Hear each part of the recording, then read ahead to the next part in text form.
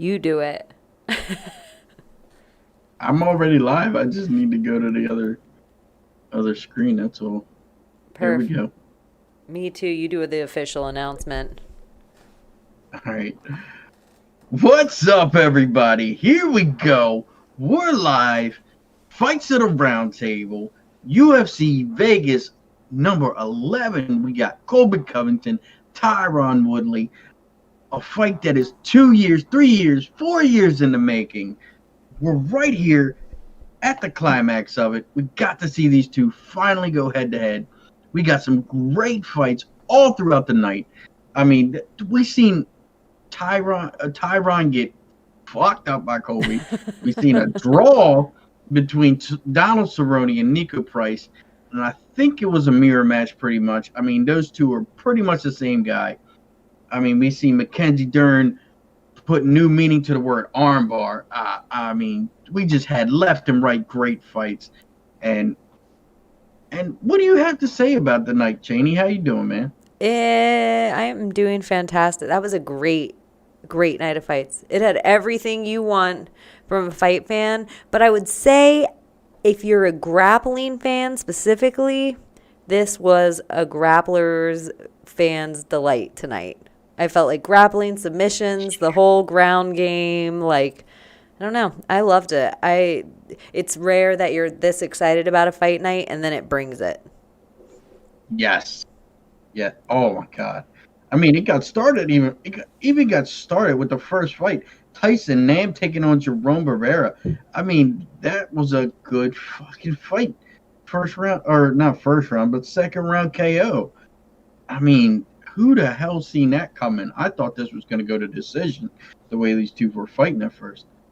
And I think at the high mark, we had 15 fights and we ended up with 14. Which that's not bad. That's not bad. Huge. So it started early, which was great. And then right away, I'm so glad I tuned in because I agree with you. Tyson Nam brought it. Oh, and by the way, do you see this? Dilly hard. That's right. We're a winning federation. Looks like you got a fan. Yep, I got that in the mail today. That's right. So I'm like, perfect. This is not only a new Dilly Hard made from the nicest fabrics only on the planet. It's not only that, it's old school screen print. Like old school, where it's like, they laid it down and did so it's not going to get that like sweaty plastic feel of all the bullshit shirts. Right. But Goes also St. Patrick's Day t-shirt. That is true. That is true. That's your holiday, isn't it? I never really get down with it because I don't like to drink to headache. I have a headache thing. I live my life in fear of headache, so I'm a big stoner. I'll make sure, but I'll car bomb. I'll just make sure everyone gets home safe. That's right. See, now me right now, I'm full disclosure, I'm like 4 drinks in, and I'm a little bit fucked up. That's awesome. I was so lazy, and I wanted to go drive and get some whiskey because I thought maybe I'll drink tonight. Like, E wasn't around. Usually I hang out with him and watch fights. My other friend who comes over, she didn't come over and watch fights. My wife worked early, so she maybe watched like 4 of the fights with me and then went to bed. So it was kind of like a great fight night to be by myself. Yeah. Like, I would have fallen asleep otherwise. I mean, we got a lot of fights. Tyson Mann, first up on the card, hell of a right hand. He was setting it up all night, getting him to flinch on it, getting that head movement. And finally, he leaned into the center line and just took the guy out. I loved it. I mean, there's not much to say about that other than, good God, what a knockout. What'd you end up going overall of the night? How you going to do that? Oh, shit. That ain't right. Oh, that ain't right. When my girl does that to me, I call that ring shit. Don't you do that ring shit and I'll slide by. I don't even think I saw your feet just then. I think you just put a nightgown on and just floated by. Yeah, her sexy ass gonna come down here in a towel and expect me not to notice or nothing. That ain't Oh, right. that shit. We can cut. Yeah. We can cut short. I'm a married person. I understand. I'm like, good Lord. She's just like, oh, you got 45 minutes, and then I'm gonna be sleeping. You're gonna get woke up real fucking quick. We can get through in 45 minutes. We have two people's opinions we're missing. I know, that's true. And he's a little winded sometimes, so I know. He says all the details. he does. He can break down a fight. I will give him that. He can break down a fight down to the footwork of a fight. I mean, that man's got it done, and you can tell he does his homework too. I know. I like Neil. And he has like a weird photographic memory with the fights and does homework on top of it.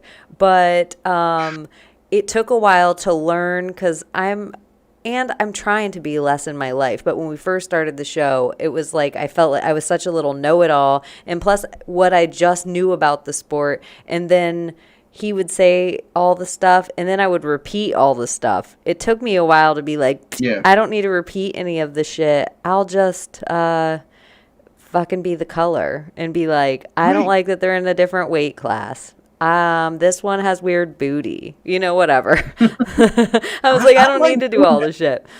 I love doing that. Where it's just like, I don't really need to get into the technical stuff, but sometimes Buddy gets technical, so I got to drop back, and then Buddy drops back, and then it's like you got to feel it out a little bit because Buddy's a lot smarter than I give him credit for sometimes. I mean, he really knows his shit. And I'm like, damn, okay. Sometimes he'll hit me with, yeah, you seen that big combo? And I'm like, I didn't think you noticed that. But he won't admit it, but that fucking UFC game does make you more, in my opinion, but he's been watching a long time too, longer than I have. But it made me so much more knowledgeable about the ground and the intricacies of that. The game made me better, and watching UFC made me understand the game a little more. I felt like, oh, okay. I do think because Buddy always hated a grapple, but when I first started listening to you guys, I feel like he likes it a little more now. But he's more of a grappler. Yeah. It was.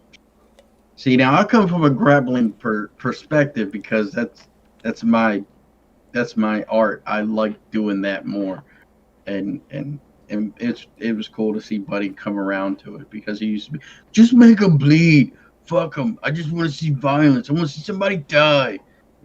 That was Buddy back then. Now this game that he's pretty much devoted his life to.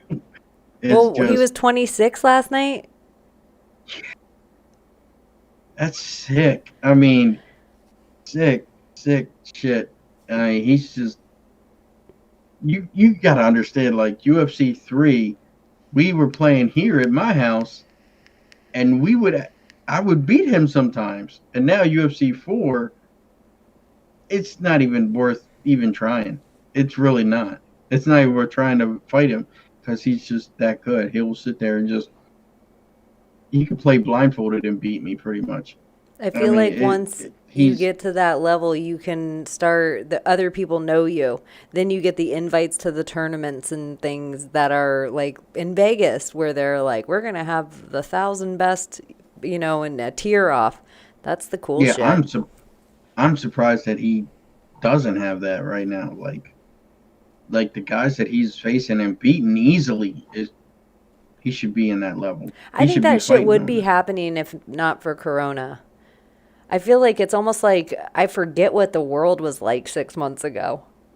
Yeah. Like you forget what it was like to like plan a vacation or even to go out to eat. I feel like even restaurants, like I know you can in some spots. But you don't want to. Well, I don't want to go through the rigmarole. Like you have to, it just feels weird. It's like if I'm going to have somebody bring me food this far away from any other people, just bring it to my house. Right. I agree with you 100%.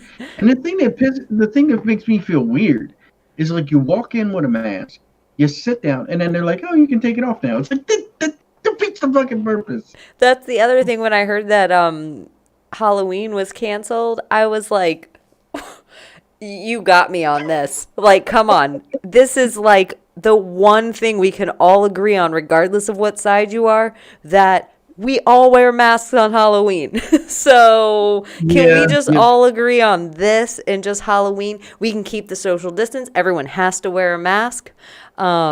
Keep all that shit in like old school Halloween. There's never been a razor blade in an apple. That was all booty cheese. They just did that so we had to go to the mall in Halloween and shop at the same time. They hallmarked that holiday. No. Hell yeah, they hallmarked that holiday. The same as they did Christmas. Yeah, you have to trick or treat in the mall in Florida.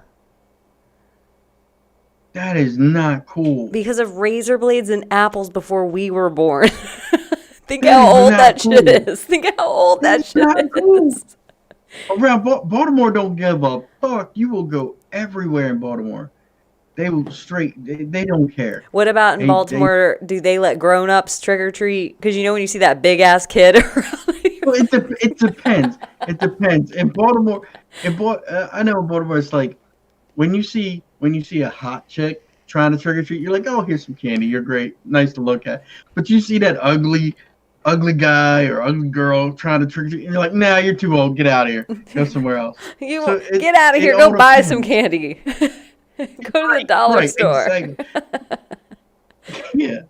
Yeah. Then you get them creepy dudes that'll just do it, and you're like, you're out trying to rob somebody, or you're out just trying to be a pedophile. It's like you got to get to stepping. You got to get to stepping. 100% of the time, as an adult, I'm like chilling at my house, maybe smoking a little ganja, watching some telly, maxing, relaxing. All of a sudden, a cop knock on the door. I'm like, what the fuck is this all about? I open it up. There's some goblins outside. I'm like, oh shit, it's Halloween. You guys done got me fucked up. I am so sorry I don't have candy. Oh man, yeah.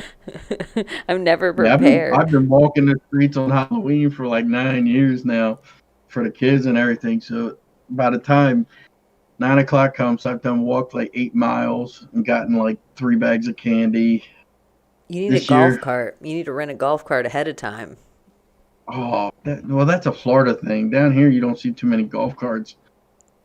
I bet if you think about it, you could rent it, and that's some next level dad shit. Show up with the golf cart, design it. Yep. Driving through the neighborhood. Go. Candy bags. Yes. Grabbing candy bags and speeding off. No, I'm just kidding. That'd be so great. Oh, man. Oh, shit. Trick or treating. All right. Let's get into this whole fight card thing, because that was Andre Ewell taking on Irwin Rivera. Now, Afro Puffs was just on point tonight. What did you think? I'm digging Ewell style. Really? I like the way he carries himself. Do you like the old Andre Ewell or the new one? Because he made a lot of improvements in this fight. I think he's getting more comfortable. I think his body's getting larger. He definitely used his length more in the fight. But I just like the way he looked. He looked flowy in there, relaxed AF. I like everything he showed me. I don't know the caliber of Rivera, but everybody else seemed high on him. So I want to think it's not a walkthrough fight at all. No, it was definitely not a walkthrough fight. And it played into his weakness because Ewell is a really strong starter and he trails off at the end, where Rivera is the reverse, where he's a slow starter and then gets really hard at the end. And the only thing I will say that I miss from the old Andre Ewell is the weird angles. You don't see as many weird angles from the new Andre Ewell that you did from the old one. And the weird angles did set him up for takedowns. So he had to learn to have takedown defense. I hope in the future we'll get those angles back and keep the takedown defense at a level where he can stuff takedowns. Because before he was taken down really easily, and in this fight you didn't see any of that. Agreed. I don't know if it was Rivera, but it was noticeable that he's worked on takedown defense. and those body kicks are gonna pay dividends. I'm telling you. That I mean, I don't know where he was looking. I hate to give this man a compliment, but he was looking like Connor in there with those teep kicks. I mean, just kicking the guy, and putting him on blast. I And agree. You liked him Rivera too? was just looking for that big shot. Was that one big shot, and you cannot fight Andre Ewell like that. You gotta stifle his movement, and he started to with the leg kicks, and I like that. I like that a lot. 135, Had, Yule's dangerous. This big, this tall of a dude. yeah, I wouldn't mind seeing him and Sugar go at it. That would be a nice fight. That would be perfect for me. That would be a perfect Sugar off a loss and Yule off this kind of win. That's kind of a perfect. And there's no reason Sugar shouldn't be able to come out and do it. And they have similar gas tanks. So we should see that explosion. Something should happen within the first two Right. rounds. So I like that fight. That would be a good fight. So next fight we had Journey Newson taking on Randy Costa. What did you think of this fight? Because I'll give my Wow. reaction in a second. This Go fight ahead. was wow. But I had Costa in this fight. I gave Newsom some respect, so I had Costa by decision. But I thought it was going to be a knockout. But what's his name? Journey Newsom is like trains at the same gym and with like Emanuel and his brother at some time. Or there's like some connection. So we always watched Journey Newsom way too intently, but I never like what I saw. He always looked too little to me, like he had Okay. short guy thing. But I loved this. This was on the button. Ah, the setup was really, really well done. And hats off to Randy Costa because it surprised me on the accuracy of his strikes. Not just the one that knocked him out, because I mean Randy Costa knocks this dude out with a head kick, but the way he's set up with the straight left jab or left hand, I don't know if it was a straight or a jab, but he fully committed to this strike just to have Newsom slip it hard, and he didn't protect himself when he slipped, so he got kicked right in the chin, and I mean took him out. It was Almost like with beautiful. force, like you're saying, he slipped into a kick coming at him. It was He like did. He forced him because if you watch the way Costa punched at him, he didn't punch straight at the center line. He was off just a cunt hair over to the right to where he would slip that way, and he knew what he was doing. And Dominic Cruz called it from jump. He was like he purposely did that, and you could tell that he did not want to hit him with that strike. He wanted to hit him with the kick, and once he did, setting it up. I It take was back out. my grappler's delight because once you said this knockout, and then I was remembering like, oh, there were some fucking awesome knockouts too tonight. Yeah, there was some awesome ones. It was a great night of fights. Was Even the lady fights were exciting, which that never. That's why I wanted to see what Buddy would have to say tonight because I was talking shit like Buddy on our show about these fights. Yeah. And I thought I every fight. I don't even know what I'd say like shit the bed. yeah. Okay, I can tell you which one shit the bed. The draw. Let's see. I kind of like the draw, even though whatever. No, the Espinoza fight shit the bed. That shit the bed. I was not impressed by that. Yeah, that was probably the worst fight. Yeah, of the whole night. Yeah. So Costa's a future star. who is Costa. Costa? He's a If good-looking he keeps kid. that accuracy up, I was so surprised on that. I'm like, he's a one-strike guy where he just throws one punch. There's not a lot of combinations. I was looking at his old fights, and it was just like, it was set up. It was more set up than it was combos, and those guys usually fall.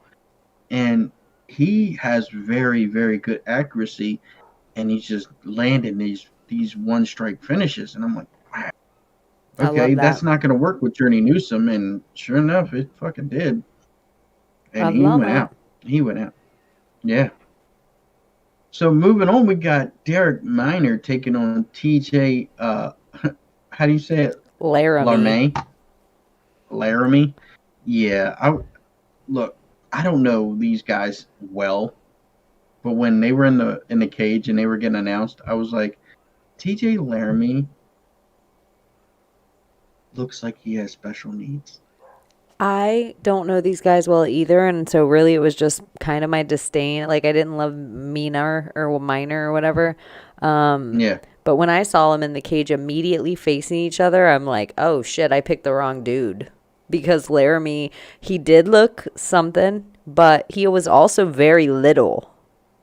Yeah. Him and He was Newsom like, seem like they could be in the Lollipop Guild. yeah, something was off on him. I don't know what it was, but it looked like he didn't quite belong in UFC. It just didn't. Like I didn't see him throw a strike. I didn't see him throw anything. Just the look of him. He looked very soft, very squishy, and and he he fell prey to that guillotine. And if you did any research on your opponent, you would know That's don't what he go to does. that guillotine. That's what he does. I mean, he just does it really, really well. And oh my God, did he do it? And the little intricacy part that made it really cool for me was that the way he locked up the legs on the way that Derek Minor locked up the legs on Laramie when he got the guillotine. He got the guillotine in and then stepped over the legs and a triangle locked him so he couldn't get out and couldn't go nowhere. And as soon as Laramie tried to push away, he was like, "Oh, I'm fucked. Okay," and just tapped out. I thought the So awesome part was rewatching it again after they played the replay in slow motion. It was so comfortable for him to do it that you can see that he has it in for a second, and you see him almost bite his lip, like almost like you would if you were like trying to like do a tedious little task of like unscrew something. He would like to make sure. He was like, should I do it with the three and jump back? No, I'll wait. I'll grab the other finger. It was like he got a little closer. You could see the thought process, and he just took his fucking time, like it was his backyard, and like it was over. he knew exactly what he was doing when he did that, and that guy had no chance of stopping it, and he knew it. Just as soon as it went in, he was like, "Oh, it's over. It's over. It's just a matter of time now." Okay. So hats off to Derek Minor. Great submission win, round one, 52 seconds in. Laramie never stood a chance. Forgive Agree. me for slurring a little bit. I'm 5 shots in. All right. Now this next fight, Jessica Rose Clark taking on Sarah Alpar. Hold your ears. I'm sorry about this. I have to say it. Fuck Chris Tione. He needs to get fucking fired. Straight up on the spot. This was the worst referee call I have ever fucking seen in all of Miss Martial Arts. I'm talking about from the amateurs watching little kids fight in Russia all the way to now from 1992 till now. This was the worst fucking call I've ever seen in my life. This girl was getting her shit split, and he let it go.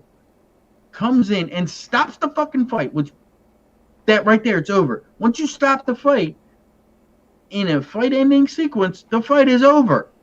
It's over.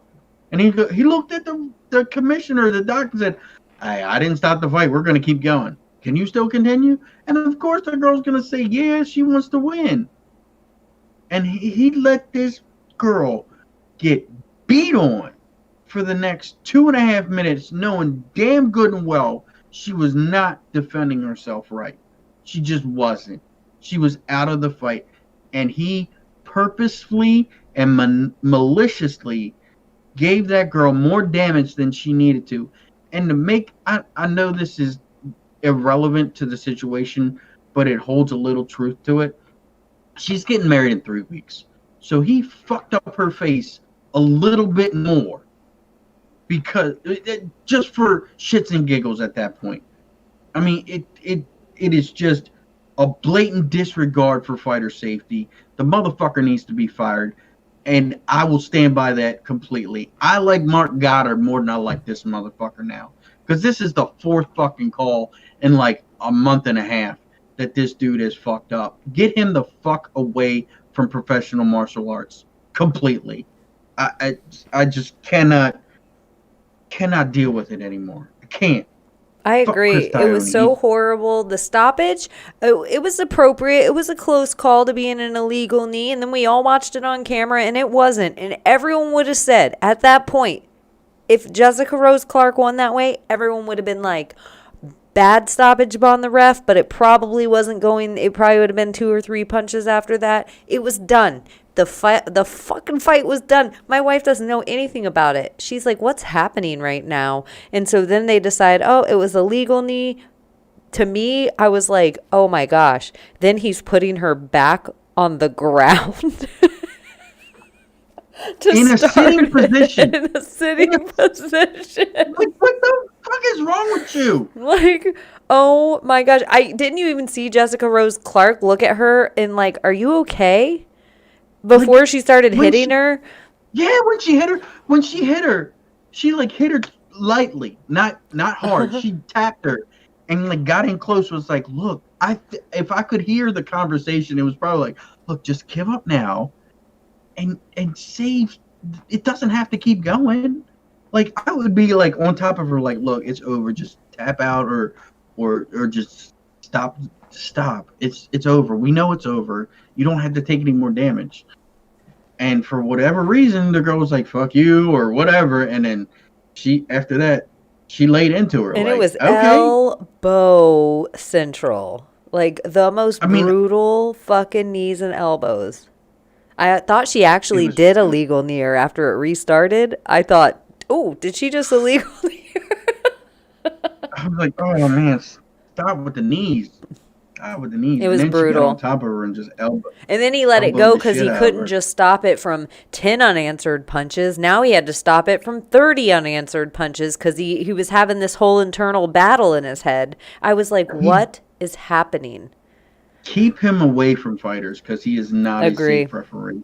He's not. He's by far one of the worst referees. And this comes right off the back of last week's debacle between Ed Herman and Mike Rodriguez because he was the fucking referee that fucked that call up. He's the worst. And he's at the Apex. Get him out of there.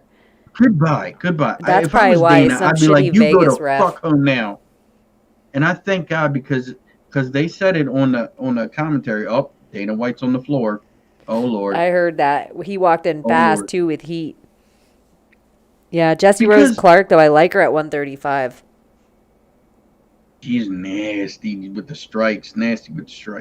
And I thought that girl busted her fucking nose up, but then that's a picture of her regular nose. Yeah, it don't look like that no more. Not the bridge. Her pictures are going to be fucked. Her nose is on the other side, like over here now. That was just from the first knee. The second and third knee made it even worse, even a little more smashed in. Man alive. And then the elbows made it worse. It was just bad. Just bad.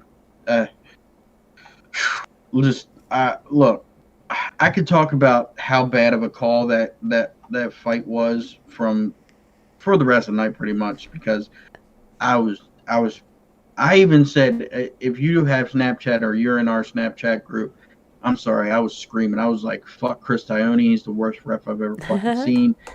I just went the fuck off when I seen that call. I'm like, this fight should be fucking over.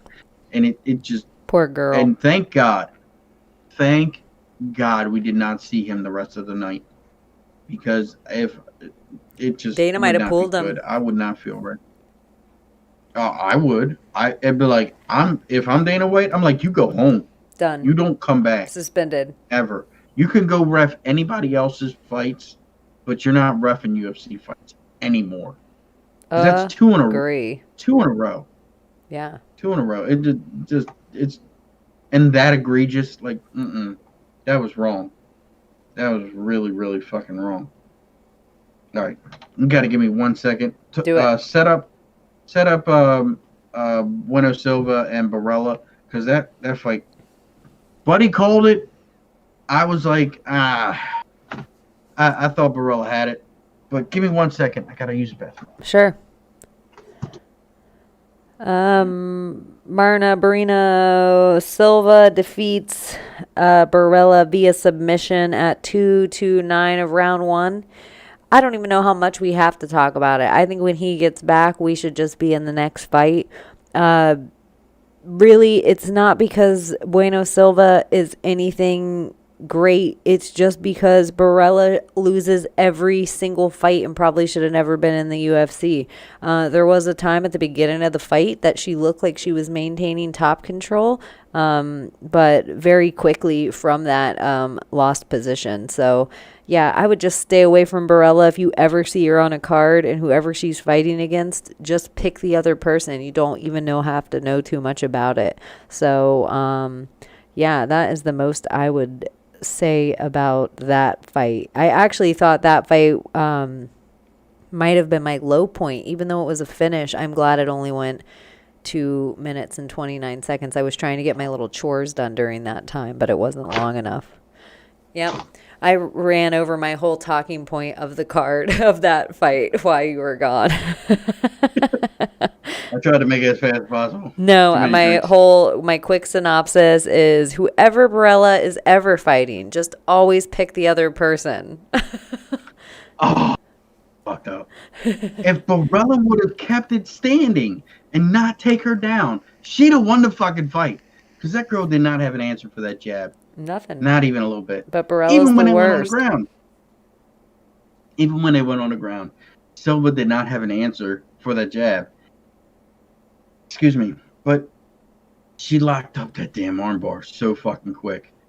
That's four in a row, I think. Barella lost. Oh, not good.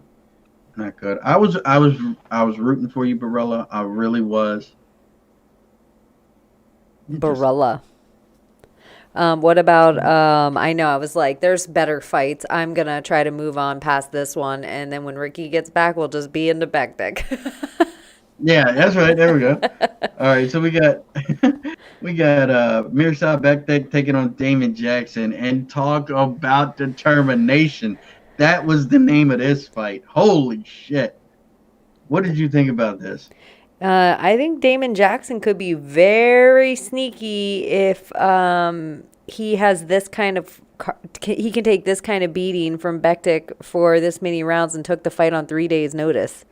I'm like, huh? Yeah. Homeboy in the same clinch, and I actually loved that. I think one of the announcers said he was trying to get some kind of choke or something, and they're like, he won't get this in while Bektik has a gas tank, but a fighter will try this later in a fight when a guy's puffing on air, and then sure as shit, later in that same fight, Bektik puffing on air with a little weaker arms, but it still locked it in. Hold on. Look. I don't know if you can see this.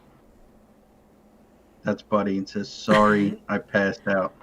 Tell him to still come if he wants. We're not even to the main card. Did he even get to see the fight card? Probably not. That's what I'm going to say. Get your ass in here then. But I will say that Damon Jackson had position on his side in that round. He had the whole fight. He was trying to get that arm and guillotine with him being on his back, and that doesn't work with anybody. That doesn't work with anybody with some energy and some cardio and some jiu-jitsu knowledge. An arm and guillotine is very hard to complete in an MMA fight. But if you reverse it and you are now on top of that person, you can get that arm and guillotine a lot easier because the person's back is on the mat and it won't give any flex. And that's where you get your submission from, is because it's not that you're choking anybody. It's that What's up, buddy? You in there, man? How you doing, brother? I know I you're a don't little have a sleepy. headphone in. Do I got an echo? No, I don't think so. Try again. Well, no, I'm just saying, making sure that you guys aren't echoing on my phone. No, it doesn't sound echo. It sounds a little robotic, but it's all right.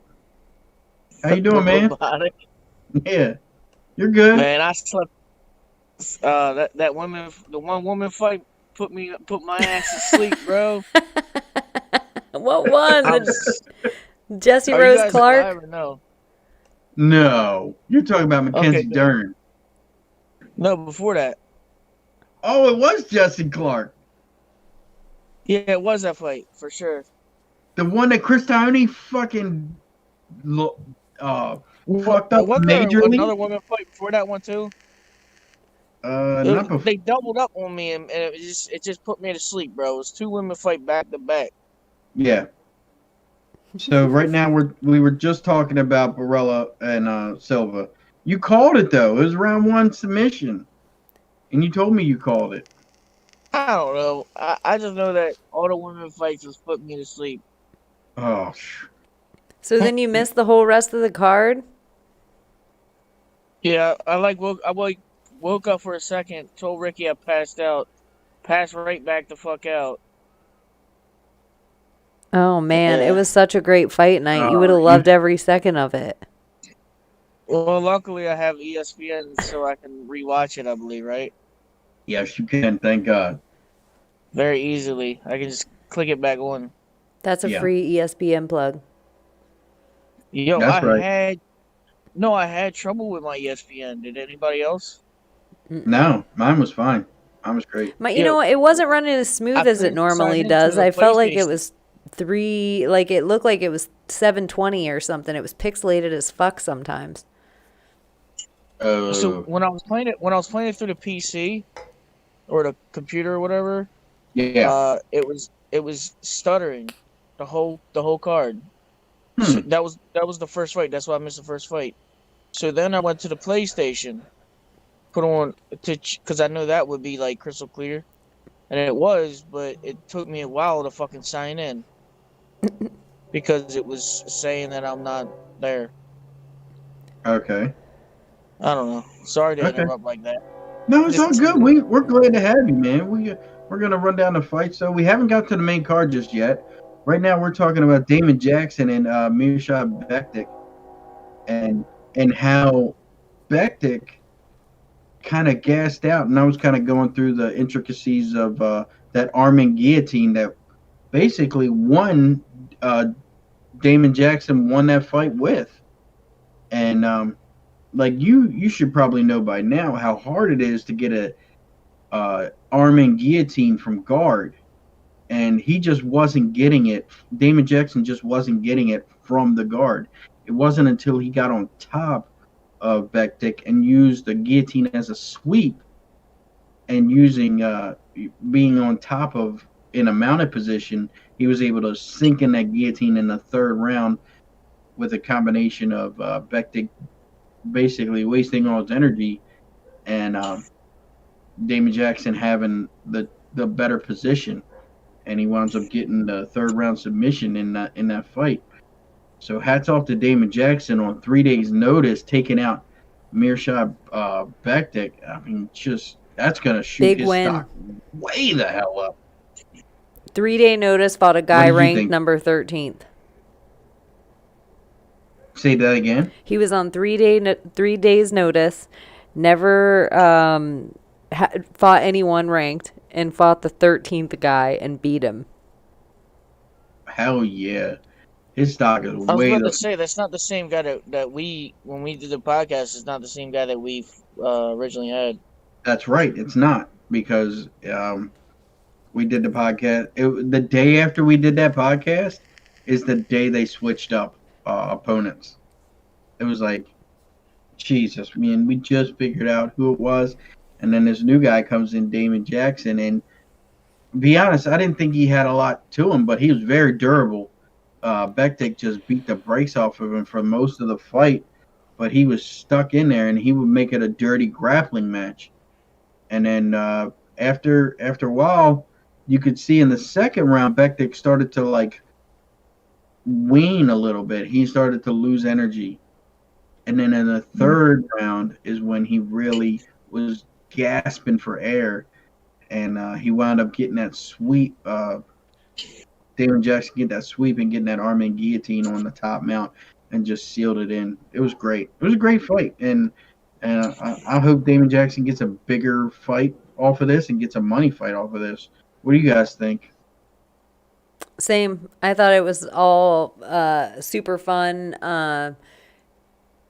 It's for Mersad. He looked like he was almost going to get out of that too, but I thought Jackson did everything right, and with just the little intricacies of doing the same thing over and over and over and over and over again. And so, remember that Davishvili fight? That's what it kind of reminded me of, where Ricky Simone versus Davishvili, like where he just got beat pillar to post the whole fight, and then right at the end he got locked up in that arm-in guillotine. Yeah, I think I do remember that fight. Marab was pushing it the whole fucking fight. Don't even bring up that fight, yo. That's a technical bullshit. Was that Chris Taglioni as well? No. Don't trigger him again. Don't trigger him again. I just went off for like a 5-minute how fucking dumb that was? I know Mark Goddard was the ringside ref that said he had an autistic mind, so he could tell that Marab was out. Yeah, that was so stupid. So stupid. But I just went on a 5-minute rant about Chris Taglioni and how his ass needs to be fired and keep him away from all of mixed martial arts. I don't care if it's amateur or not. He's better than Goddard. Fuck no, he's not. Fuck no, he's not. He is. Okay. Disrespect. No, look, you can have hatred. You can have hatred for a referee, man, but call it like it is. If you stop a fight, get a ref to come in, look at a broken nose after you just got demolished, and then restart the fucking fight, and have the fighter that just got demolished in a sitting position to restart the fight, you're a fucking asshole, and you don't give a shit about fighter safety. Fuck him. How the fuck is Alpha doing so good? He needs to fucking get completely fired for this fucking fight. What's Alpha doing good? Yeah, what are you talking about? Do you want me to tell you the results of the fight night? Who won? Yeah. Oh, yeah, that's perfect. All right, Alpha's in first. Alpha came in first this week. Hell yeah! 95 points. Wow. He got 95 points. Second place, your boy Ricky MMA, aka you, 75 points. Nice. Coming in a nice humble third place, your boy Buddy, aka MMA Barks, Whoa. with 70 points. Let me see, Chaney all the way down at the fucking bottom almost with fucking 35 points. Yeah. She's literally the bottom of the people that actually put it in. No. You know what? That was so crazy. I had a great fight night, and I beat most of the people that I follow on. Like, I went 9 of 14, which is better than anybody else that I follow. It just none of my main card picks showed up at all. But when we get to those fights on the breakdown, some people change my opinion on hype trains that I'm like, all right. And other people, I'm like, fuck you. That was fucked. I have to tweet about it. But we can talk about them when we get there. All right. So but congratulations to you guys. That is a slaying. Where's E at for the week? Yeah, where's E? Oh, give me a second. I usually don't talk about people that aren't here. Fair enough. That's I mean, I'm at the bottom though, so I'm cushioning the bottom. I knew I didn't do great because any of the fights that I actually got correct were so far away from perfect. It was just like 5 more points than Chaney. Yeah, so he got 40 points. Boom.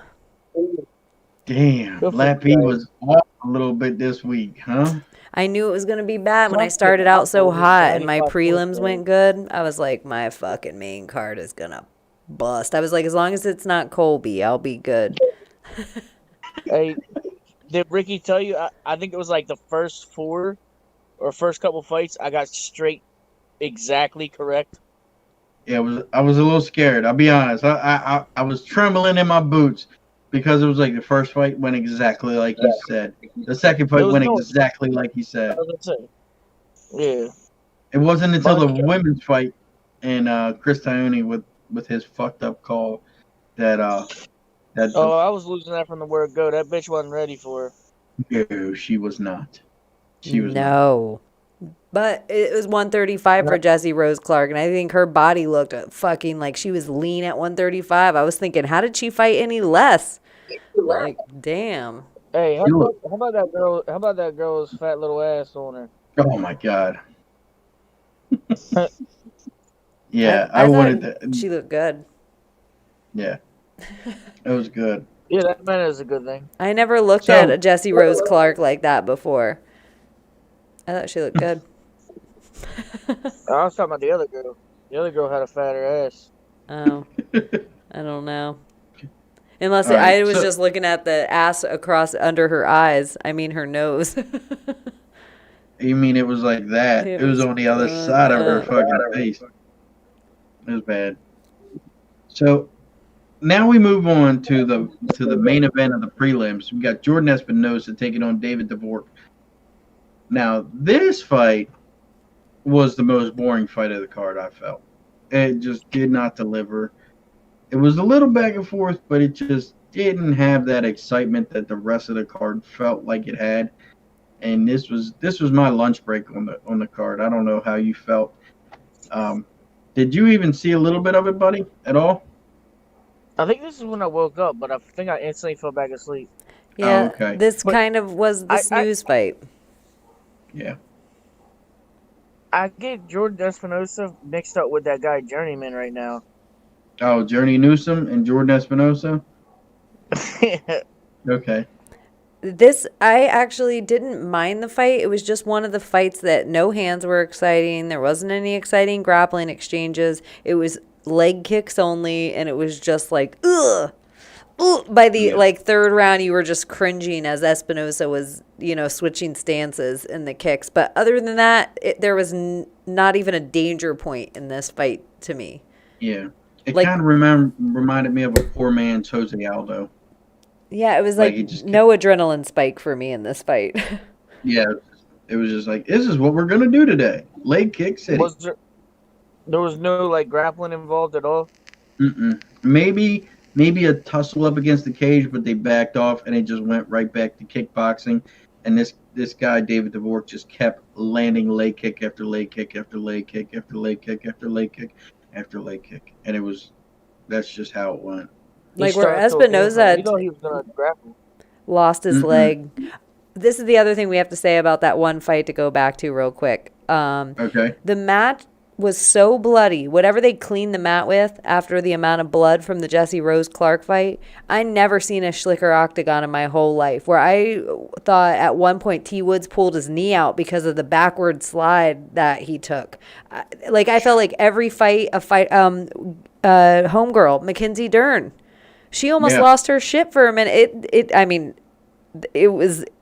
triggered Ronda Marcos. We can go into it, but it was like that slip was bullshit for her to even have done because the mat was that schlick. So Yeah. All right. So now we're gonna get into the main card, the Fight Pick Championship card. Here we go. First up on the start this show was Kevin Holland taking on Darren Stewart. And this fight had me on the edge of my fucking seat from start to finish. I could not sit still. I was like on a spring, ready to just spring off because there was so much suspense, so much trash talking and bullshit. It was great. What did you think, Chaney? I loved the whole entire thing. I too had Kevin Holland winning it on the points, but I felt like Darren Stewart, the dentist, won the fight. And if he really would have won the decision just because of the end of the third round, I would have been totally okay with that. Oh, I had Holland to win too. I had him as my decision, but I was just like, there was something about the taking it, like, come on, Kev, get up, Kev. Come on, Kevin. The one fight she got right tonight. yeah, this was one of the fights she got right. To be fair, Kevin Holland was talking shit from bell to bell up until the third round. I mean, he was talking so much shit. I mean, and I think look, I will say in the second round, I think he would have won because he had a Kimura sweep going on. And Darren stuck his toes in the cage so he couldn't turn him over. And after they got up, he's like, looked at him. He said, come on, yo, you know that was cheating. You cheating ass. And they just went back to fighting. But he was Kevin Holland was talking so much shit and hitting so accurately. Those uppercut left hooks were so much money for this dude. I mean, every time Darren Stewart would come forward, it was uppercut, left hook, uppercut, left hook, uppercut, left hook. It was like you just seen it coming, and you could almost time it, and you felt bad for Darren Stewart. And after a while, he just stopped charging him, which was great. But I think that is what won Kevin Holland the fight because he had those 2 rounds were just like that. And the third, Darren Stewart took over control, shot in for the double leg, took him down to, I think it was like 3 of the 4 shots he did, or 3 of 8. I think it was 3 of 8 takedowns that he got. But in the third round, he kept him down, and he just pounded on him. He knew he was going to win because by then Kevin Holland was so winded. And he was just pounding on him, talking mad shit. Come on, boy. Bam, bam, bam. Come on, Kev. Get up. Get up. Get up, Kev. And then at one point, I think he stopped that posture straight up, like did this with his arm and was like, come on, Kev. Bow, and hit him again. And Kevin got in an elbow, and then he's like, oh, okay. It was such big brother shit. It was such like I'm surprised he didn't grab Kevin's arm and make him hit himself. Why are you hitting yourself? Why are you hitting yourself? No, but I had it cleanly for Kevin Holland to win the fight at that point. But there was, at least 45 seconds with Darren Stewart on top, laying in elbows and punches that I was like, dude, you can't just lay there. I think he even got warned once by the ref. Like, you got to do something. Because he was just like this, like, it's not hurting. I'm just going to stay here for a minute. We'll let him tire himself out. And that's not how it's going to work. You're going to get the fight ended that way. I liked it, though. I thought it was a fun fight. And his call-out was good. Who did he call out? I didn't hear that. Shimiev. He called Chimaev out? Yeah. And I was like, that fight is way more fun than Maya versus Shimiev. But I'm like, he could knock Maya out in like 14 seconds and we could just move on to Holland. Wow. You're disrespecting Maya, man. No, we're not. No, we're not. We'll get to it. We'll get to it, brother. Trust me. Don't disrespect Maya. We're not. I'm not. Look, I was a hater on him. I am. Let's just get into it right now. Chimaev versus Mearshart, okay? How long did it last? 17 seconds. I looked at the fucking Google post. It was beautiful. It was the first punch he threw. The first punch. Okay, Maya's old, but he ain't no bitch like Mearshart. Dude, Mearshart didn't even know what hit him. It was like, I'm ready. It's over. And he was done. He looked tentative, like backed up. Maya's literally fought everybody in the top fucking welterweight division. Bro. Literally. And how many times has it been finished? By Burns? No, I think this is going to be in territory of like when, what's his face name? Shit. He's got red hair. What's his name? Sam Alvey. He's got red hair. He's an older fighter. Paul Felder? Chris Levin. No, it's not Chris Levin. He kind of looks like him though. How old? Like how? What weight class? Like it was in the middleweight division. He had one of the best combos ever recorded in MMA. Fucking name. Oh my god. I can't remember now. Jesus. With red hair? Yeah, red hair. Like super red. He had a super red beard. In the middleweight. Yeah. One of the best combos recorded. Yeah. Michael Bisping. Nate who? Nate Marquardt. Nate Marquardt. Oh, okay. When Nate Marquardt fought Maia, it was one punch. Maia walked out. This is a long time ago. Look, it took me a minute to remember. And he walked. That motherfucker's been bald for how long? Okay, I'm sorry. It was really long. But he had hair back then. That's how I remember it. But Maia walked up to him. He hit him one time. Maia dropped. And he was going to hit him again, but he didn't. It was like the first time I've ever seen real sportsmanship in MMA. Because he could have really laid into him, but he didn't. But yeah, if you would have seen how much bigger Gerald Meerschaert was than fucking Shimiev, he looked like he had 30 pounds on him. It was like easy. It was a fucking, even you could see Meerschaert on the side of the cage, and he was just like, no. Like somebody was like, you got fucking knocked out. And he was like, no, that is not the case. People couldn't even get their tweet out of support of Meerschaert before he got knocked out, because I noticed everybody's tweet coming out like, I'm a Meerschaert lover. I sure hope he does good tonight. He was already asleep. It was like, it was over. I was like, oh! And I just screamed into my phone, holy shit! I just did not expect it. I thought he was going to wrestle him. It was so clean. It was so clean. It was like a punching game. I never seen such a clean walk in, like stalking, like I know exactly where I'm going to land this on you in one punch knockout before. It was insane. And I like Gerald Meerschaert. I actually thought like, okay, let's see what this kid does with the. I'm so glad I switched at the last minute just to him. So that's my only other 5 points that I got, because I had Gerald Meerschaert decision. Or a late submission. Because I thought this kid is a hype train. Like, I'm willing to admit it. Good Lord. So that's where I'm saying it from Buddy's side. Like, I get it. Like, Damian Maia's better than Meerschaert, like, on the ground and shit. But Meerschaert has better striking and is so large that what this kid did to Meerschaert and just walk and snipe him like that, I am silented. I felt like I feel like I'm watching that Ngannou build again. Like, he has that kind of shit behind him. I don't know if Meerschaert has better striking than Maia, to be honest.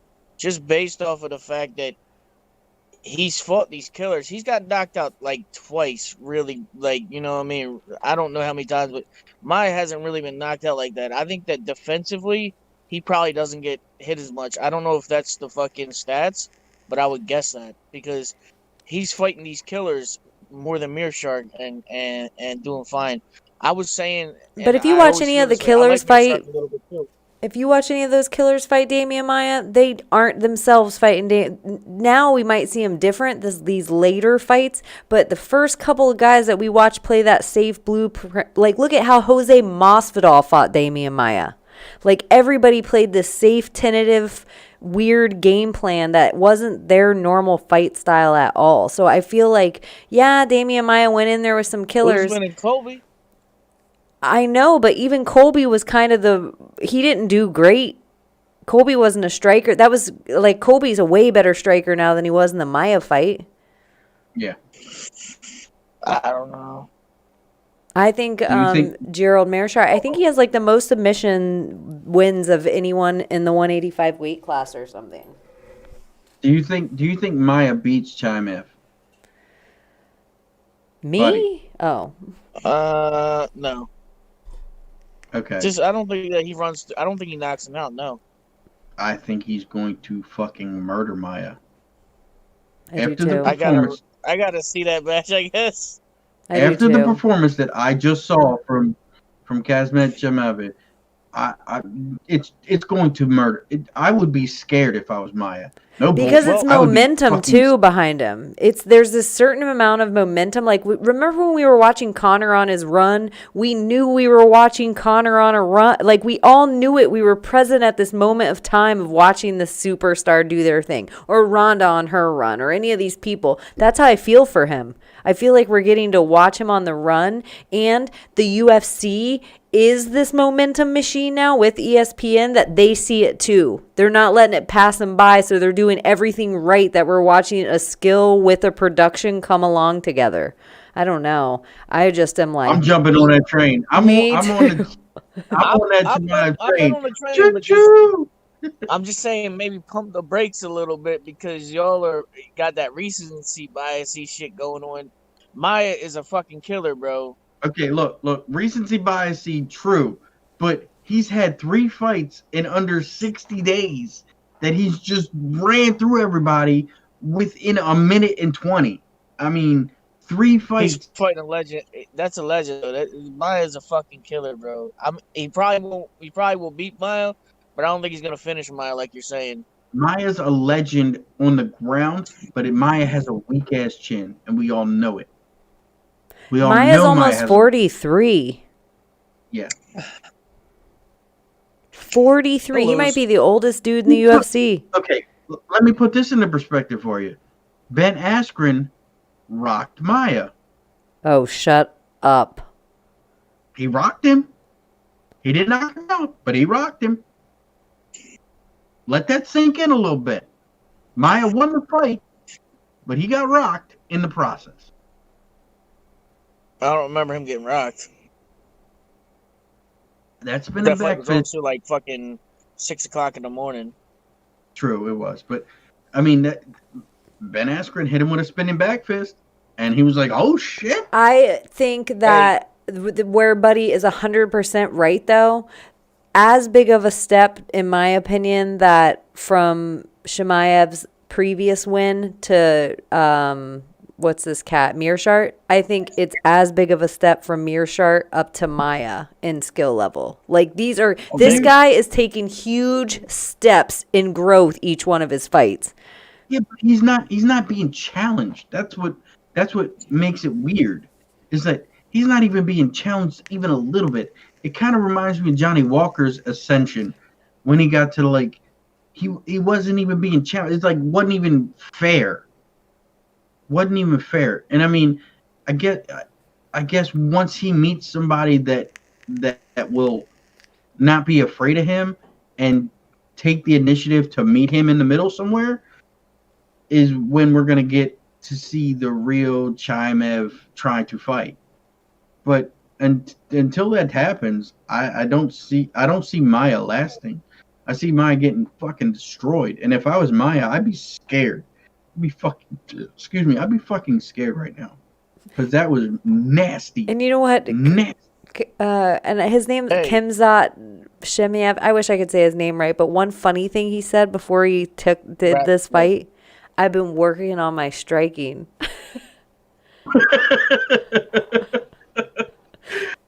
Oh man. Who did he almost got into a fight with somebody on, did you see it? Did you hear the press conference? He almost got into a fist fight with Kevin Holland. Kevin Holland called him out. So that's a good... In a hotel room. But you know why? Because Chimaev thought that Kevin Holland was a hotel worker and that he needed to clean his room. That's what he said to him. Go clean my room.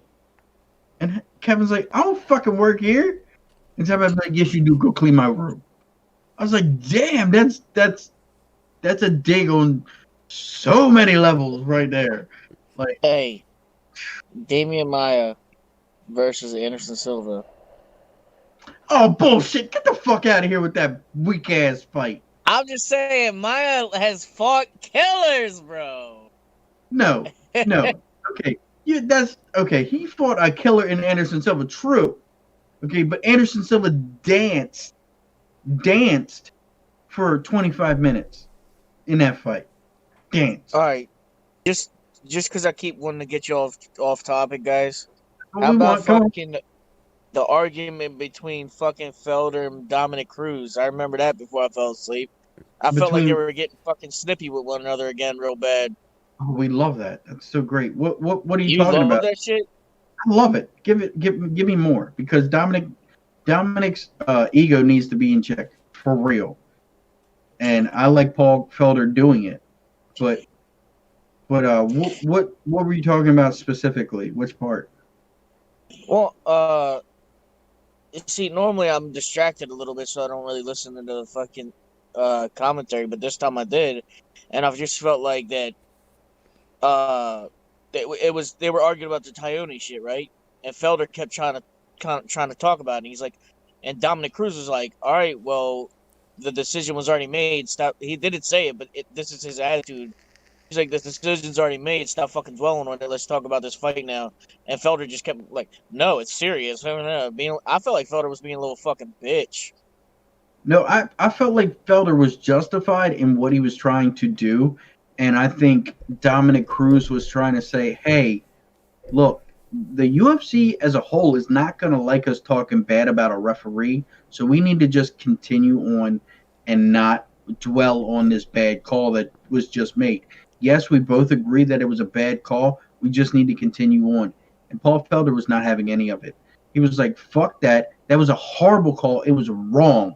I don't care how you look at it. If we're going by the commission's rules, which they are, the commission states that if you stop a fight and look at the replay, it is for a fight ending situation, not anything else.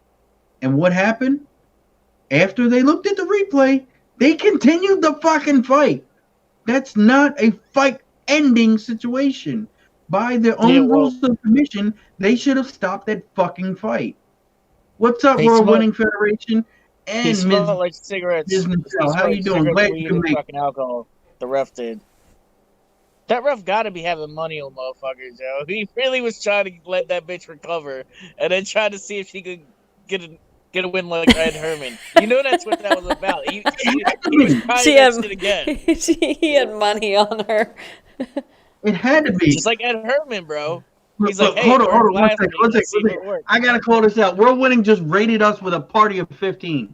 So what's up, World Winning? I got the dilly hard. I got the dilly hard. Look at Chaney wearing the dilly hard merch. You got to love that. I didn't even see that you was live, bro. Well, I'm live. I'm on the Backlog Network, son. Kill you all then. How to Kill you all doing the fight pick? Because he's asking. Hold on, I'll tell you in a second. Okay. We have to go back because we skipped over. He was right under me at 65 in fourth place. Him and Iconic Tragic both got 65 points. Iconic Tragic and Kill You All had 65 points, and the Fight Pick Champions put them in fourth place for this week. We'll get a whole bunch more coming in. Getting Brains coming in. Hell yeah, what's up, man? A bunch of hype trains tonight. Hype trains are good for casual picks. Yeah, it was. Okay, we can't keep dwelling on Chris Tony because I'm gonna rage out. So let's just move on to Mackenzie Dern. Okay, Mackenzie Dern fought Miranda Marcos. Is that how you say it? Miranda Marcos? No, Randa Marcos. Okay, Randa Marcos. Now this fight was really good. Oh, Ms. Michelle with some biddies. Hell yeah, thank you. Loving all that shit. So Mackenzie Dern comes in and she puts a new spin on an armbar. I mean, the transition to get there, the finish of it. How did you guys see it? I mean, I know Buddy probably didn't see it, but how did you see it, Chaney? How did you see this going down? What did you notice? I actually had Ronda Marcos in this fight by decision. I know I'm the only person, but when she first put that knee, when she first put her knee on Mackenzie Dern's right arm, when she had the top control and put her, I was like, whew. Okay. All right. This is why I thought she'd have enough, wherewithal to get out of these like positions. I will say right at the beginning of the fight, Mackenzie Dern had the best Mackenzie Dern looking body that I ever seen her have. She looks like she's taking it seriously. Like she is shredded up, which Mackenzie Dern never has that body. So I already knew, oh shit, trouble ahoy. I should have looked at weigh-ins harder. But when Mackenzie Dern steps around and she fucking sticks her ankle between, like she uses her whole body in such a way of jujitsu, and it's so much head and shoulders over these other girls. I didn't think her striking was going to be good enough to, I didn't want her to just Damian Maya. I'm kind of over that kind of specialty thing, but I see her striking coming along. She got some good strikes in on Ronda Marcos. But then she slipped before the slip. Yeah. She looked good a little bit before the slip. Yeah, she doesn't just let jabs happen to her anymore, which is great because her other fights, she was easily jabbed up. And she got jabbed up, like she got 2 jabs on her and then slipped because she tried to throw a big cross, like a big right hand, and then she slipped on it. And I think she slipped from, to your point, to all that blood from the Alpar fight. She slipped on that, and then... What's the ref's name again? Because we can blame him again on this one, too. Fuck Chris Ione! Chris Ione's the piece of shit and needs to be fired immediately. Anyway. Anyways, I know I'm the last person aboard. But... And I know Ronda Marcos, people are haters on her, but to me, she isn't a walk-through fight. And so she's so well-rounded in this division that this is this is a big win to me for Mackenzie Dern. Like the people that Ronda Marcos has beaten are names to me when you look back at her list. So, yeah, I know she has a lot of losses too, but she was early in the sport when she was just going up against all those tough house girls when they were all like grinders and slayers. But Mackenzie Dern, her striking's only going to get better. It's like Ronda Marcos, let's say she had 5 steps of jiu-jitsu. Mackenzie Dern had 10. It was just I loved it, and I'm glad I was educated enough to see how intricate it was. And so now I'm a Mackenzie Dern fan, and I liked her little speech afterward. I did not see her. That was a can. You said it was a can? Mackenzie Dern just did she's the can opener right now. That's all that is, bro. I knew that Ronda wasn't going to do good. I thought maybe she might last longer, but I see that she get lost in the first round. So who's a good fight for Mackenzie Dern moving forward, bud? Shit. So if you were the matchmaker and you didn't want to give Mackenzie Dern any more cans, who would you give her? I don't remember that fucking weight class. What's the weight class? 115. 35. Oh, is it 115? Yeah. I thought it was 35. I'm sorry. 115. Straw weight. I don't know. I don't know if she's ready for it. Let her fucking smash a couple cans. Oh, come on. Who's she gonna fight? Ronda's beat Angela Hill, who just did a main event. That was a different Angela Hill. You and I both know that. You can't say that. When did that fight happen? 2019.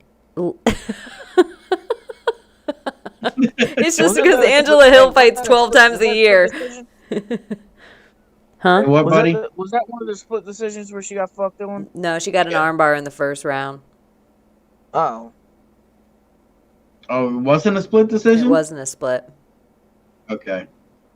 Well, she got caught with an armbar. Fuck it. Well, speaking of armbar, look, can we just go over Mackenzie Dern recreating the armbar? So she was in a very precarious position where she didn't have her left hand, and she had a semi-triangle on Red Marcos. And instead of going, you could transition from an armbar to a triangle pretty seamlessly. And the other transition you could do is an omoplata. So what did Mackenzie Dern do? Well, she transitioned to an omoplata sweep, where she went for an omoplata just to get Marcos on her back. And once that happened, she locked up onto a side, like an overstep side control, and wrapped her right arm. So she overhooked the arm of Marcos and was trying to get her foot out. Well, she couldn't get her foot out because it was trapped between Marcos's legs. And once that happened, she was like, well, fuck it. I'll just do the armbar without my legs, which is, anybody who knows jiu-jitsu, is really, really fucking difficult. You cannot do an armbar without pinching your legs. It's just, you're not going to isolate the elbow properly. And especially on a female, because for some reason, females have very, very flexible arms. Oh my gosh, flexible. It was ridiculous. Gosh, I was like, Ronda Marcos does yoga. Yeah, so Mackenzie overhooks that arm, keeps it, steps over her head with her free leg, and still has her other leg trapped, her other foot trapped in between Marcos's legs. And then she crosses across her body and is pinning her foot between her, in her armpit, and like hyperextending that elbow, and it was not tapping. It wasn't giving her that much pain. So what she do? She transfers to the opposite side, holds it again, and then pushes her hip all the way up as high as she can, and trying to get the tap, and it still didn't work. So what she did to even add more, which is reinventing the armbar, is holding on to her, keeping the foot into her leg, and bridging her knee to the inside, kind of like a pigeon walk almost, where you turn your knees in and out. And she turned her knee that was trapped in and out onto her shoulder, which pinned it. And then she isolated and pushed her hip up, and that's what gave her the tap. And all this while she was pinned up against the cage. I mean, you cannot. I've never seen anything like it. Sound. You just can't. I mean, the amount of skill is so far ahead of everybody else in the ground. I even like that you said reinvented the armbar, because even where she put tension on the joint, it didn't look like the same as a normal armbar. It almost looked like she forced higher. Yeah, it almost seemed like an elbow as opposed to like she's going to break her forearm. At one point, it looked like she was going to pull her shoulder out from it. At one point, it looked like the amount of pressure points that she worked up in that armbar were kind of insane. I never seen anything like it. It was ridiculous. And then she was just maneuvering so much, so many different angles and pressures and what worked. And you just seen her you seen her whole thought process go through. And she had a go-go plata at one point, and she just didn't want to lose it. So she just leaned back instead of leaning forward. On a go-go plata, you would lean forward. It actually turns into a monoplata, which is where your shin is on the throat in a top mounting position, and you choke the person with your own body weight. But she didn't want to do that because her foot was trapped. So instead of doing that, she turned off to the side, kept her foot in that position to hold her head, and she's beating on her head. That's what else she did so great for her. Usually it's just submission. She actually did some great ground and pound. And she just didn't go for a head like you would expect a headhunter to go for. She kept beating her in the face a little bit, and then she would switch out. When she transferred the arm to the opposite side, she was like, okay, well, now my other arm's free. I'm going to beat on the body. Mm-hmm. And she kept hitting her dead in her center of her stomach, just doosh, doosh. And then just went to the head again and went to the body and then trapped up that arm. She was working all over this chick, and it was great. I loved it. I thought it was the most well-rounded Mackenzie Dern. Even though we saw her on the ground, it was even on the ground, she looked more well-rounded. It wasn't just jiu-jitsu. But the jiu-jitsu was Thank you, Ms. next Michelle. level. Get up for 7 a.m. I'm sorry to see you leave. I'm glad you could stop by. Thank you so much. Go ahead. Hey, you didn't address Alpha right. That's King of the Marks. King of the Marks. Fuck him. The champ. He won this week too. I want that shit back. You got my belt. I want it back. And I'm going to work my ass off. He won this week, too. He's whipping ass. You told me the Juice won this week. No, I didn't. No, Alpha. Alpha was top? Fucking high. Juice did terrible. Juice did terrible. Oh, Jesus. I think Alpha Juice won. did great. Mm. What do you mean Juice did great? The fuck?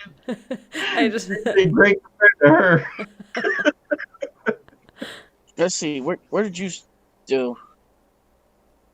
He got 40 points, bro. Yeah, he did shit. Oh, he did better than you. He did better than you, Jamie. 5 points better than her. Oh. She barely showed up, bro. Damn! You think you're gonna let him talk to you like that, Chaney? You know you didn't have a good showing. That's not how you do. I did not do good on the Fight Pick Championship, but my full card was good. And my downfall, though, is most of my DraftKings tends to be main card only, like my Fight Pick Championship. So my DraftKings was meh as well. Yeah. So it's almost like, if I do shit on the Fight Pick Championship, I probably also always did shit on my DraftKings because I tend to bet heavier guys the deeper it goes into the night. Oh, okay. So, what did y'all think about this Johnny Walker-Ryan Spann fight? How did you see that going down? How did you expect it to go down? And did it live up to your expectations?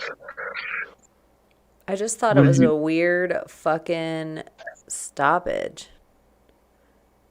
You didn't think he deserved to be stopped? I don't remember the fucking end of that fight. I remember thinking that fight was bullshit. Something happened in that fight that was bullshit. It was a little bit bullshit.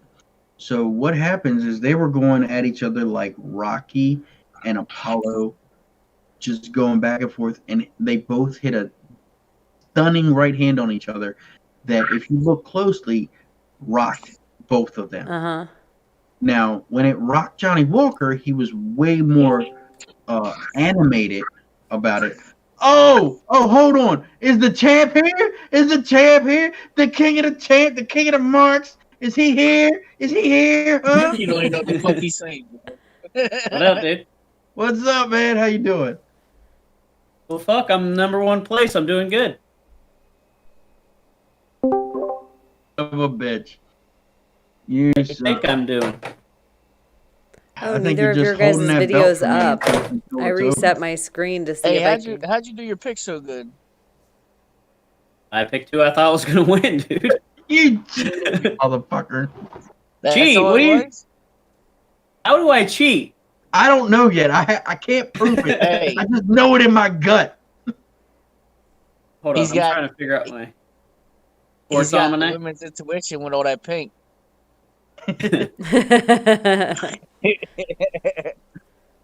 Oh. And now you're turning Chaney to your side too. What do you mean? She's buying your merch. Look at her shirt. I see her. And that's the other thing is all the people that switched my picks, like the losses that I had this week on the Fight Pick Championship. I loved the fights. Like everybody got that bullshit draw, and that was a fun fight to watch. But I am also the Nico Price Cowboy. But what happened then? We'll talk about it. We'll talk about it when we get there. But okay. Mackenzie Dern, I'm a real fan of hers. That jiu-jitsu was so impressive. Yes. And I guess I should say never seen one fight of hers. Yeah, crazy. You're crazy.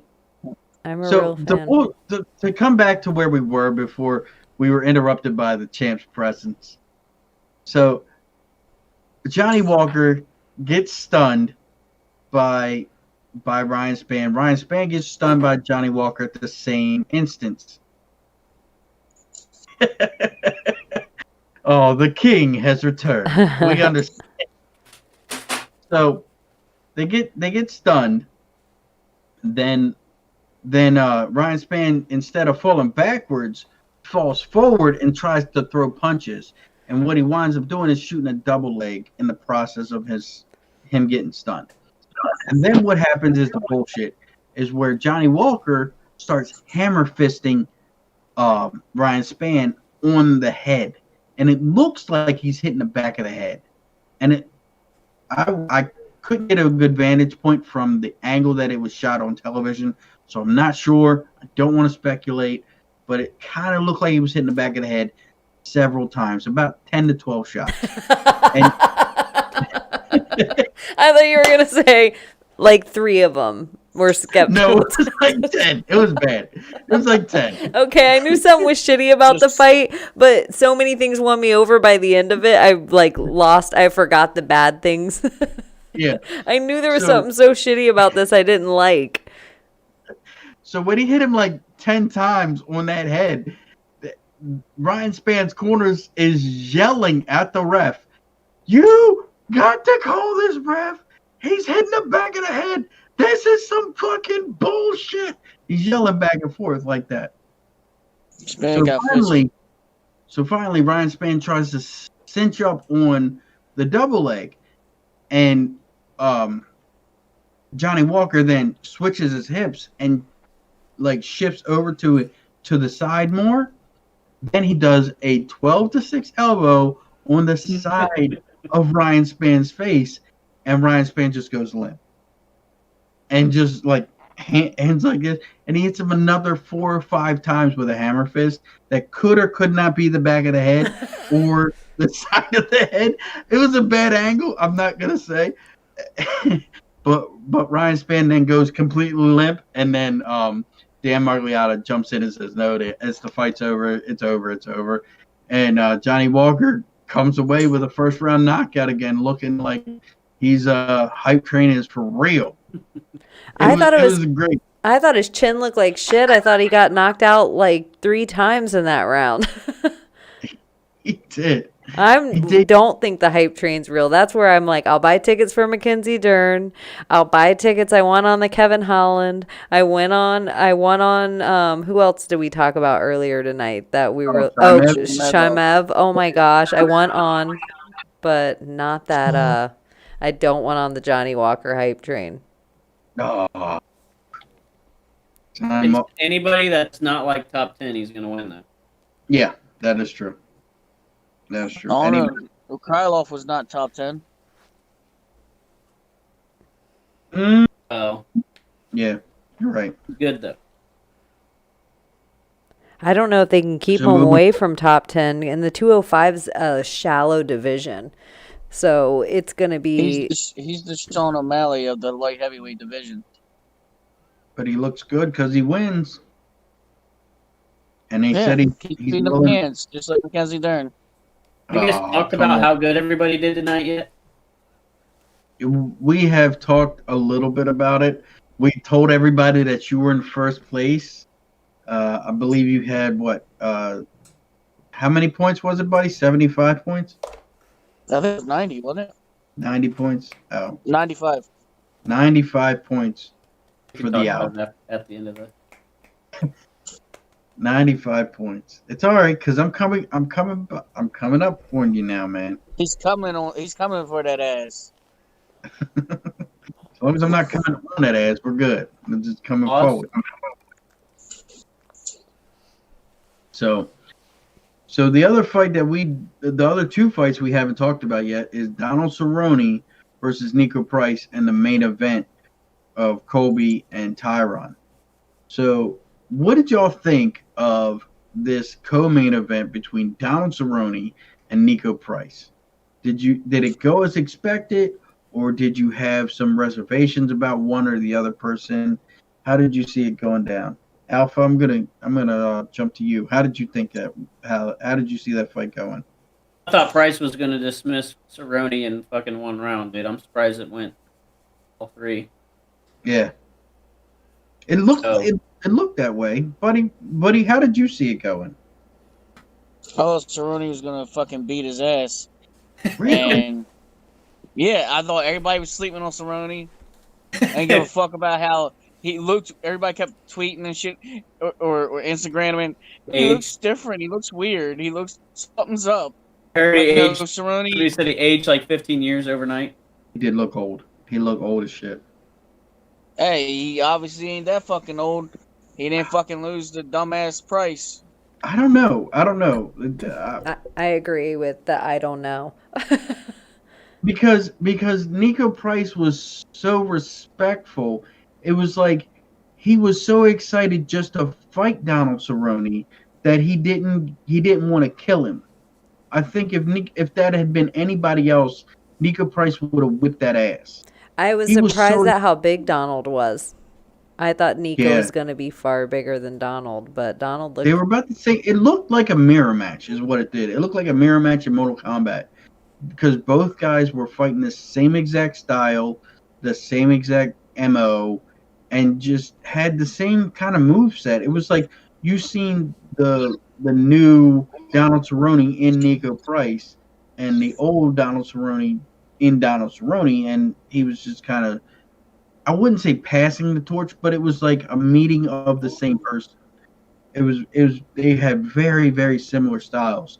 And Donald Cerrone was a little bit faster on beating the body, and Nico Price was a little bit faster overall in the speed department and kind of evading those strikes and then coming back with counter strikes. Why did the fight get finished or get?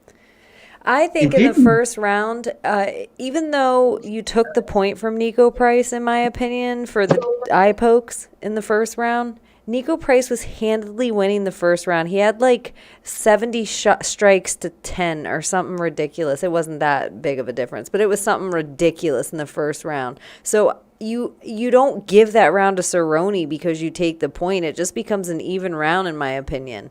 And then Yeah. I felt like Nico won the second round, and the third was close, but I felt like the draw, in my opinion, for Cerrone was more like a like sentimental draw. I already knew it when they started to play the videos. They didn't show any of the strikes that Nico landed on Cerrone. They only showed the Donald strikes. And I can kind of tell now with the in-betweens. I'm like, oh, this about to go weird.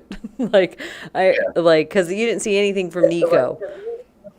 But it was a battle of eye pokes, is what it was. And I kind of agree with Kill You All. He said Nico got robbed. I think that I agree. had that been any other person, they wouldn't have taken the point from them. They would have warned them again. We've seen that a lot where they warned 2 and 3 times. This time we only got one warning for the eye pokes, and then it was like, no, we're going to take a point.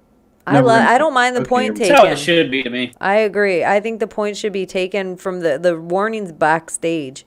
Like, accidents happen, but I could feel like, boom, the second you kick someone in the dick, you change the fight. You're changing, like, the rules are the rules. Like, we all know what they are. I don't think warnings need to exist. It's fight-changing shit. And the other thing I don't like about Donald or Nico in this matter, they're both such game fighters. They were like, I'm good. Like, Donald takes 1 second of an eye poke that looked pretty nasty with the pinky, the first one, and the thumb on the second one. But because he's such a game fighter, he's like, I'm good. Both his eyes are poked. He could not see. And then he said, I'm good. And then starts the fight again. And it's like Nico hits him with a 4-piece combo. And you're like, why the fuck would you say you're good? Just calm down on that. Like, what the hell? I enjoyed it, though. It was a scrap. It was. It was a good fight. It was a damn good fight. Donald should go out on a draw. That's his kind of style. I don't want to see Donald fight anymore. He did good. His chin held up. It was good to see him back in there, like scrapping like I remember Donald doing a few years ago. But I don't want to watch that brutal knockout Donald become the normal Donald again. And it's bound to happen eventually. Nico is a pretty high-ranked dude. Hey, buddy, I want you to hear this, and I want you to get your take on it. This fight cemented for me that 120% Donald Cerrone took a dive on the Conor McGregor fight. Because listen to me. Conor McGregor hit him with a couple strikes, shoulder strike, right? And he was pretty much out. Okay. Now, Nico Price, on the other hand, hit him with 8. I counted 8 straight right hands unblocked. And to the elbows. And elbows. And Donald Cerrone acted like they didn't even hit him. There's no doubt in my mind now that Donald Cerrone took money and took a dive on that fight. Has to happen. Has to happen. I'm all about a conspiracy. Awesome. I need more evidence, though, to run with you on it. Keep going. Keep going. It just doesn't make any sense. It just doesn't make any sense. Conor McGregor gets How much into would a it take clinch. for Cerrone to take a dive? Huh?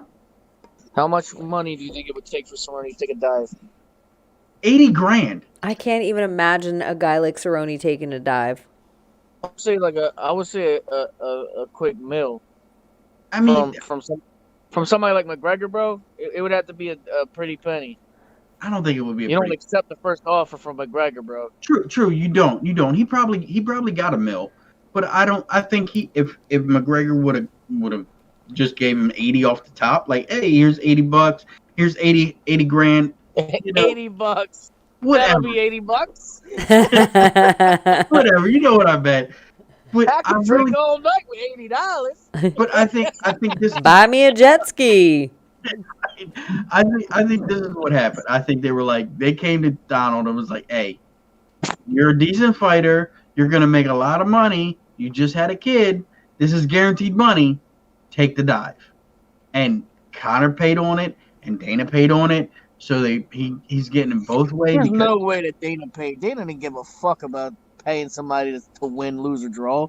Are you fucking kidding me? The amount of promotion, amount of bullshit that they go for Conor, Dana gives a fuck. Well, it is about that Conor Khabib fight again.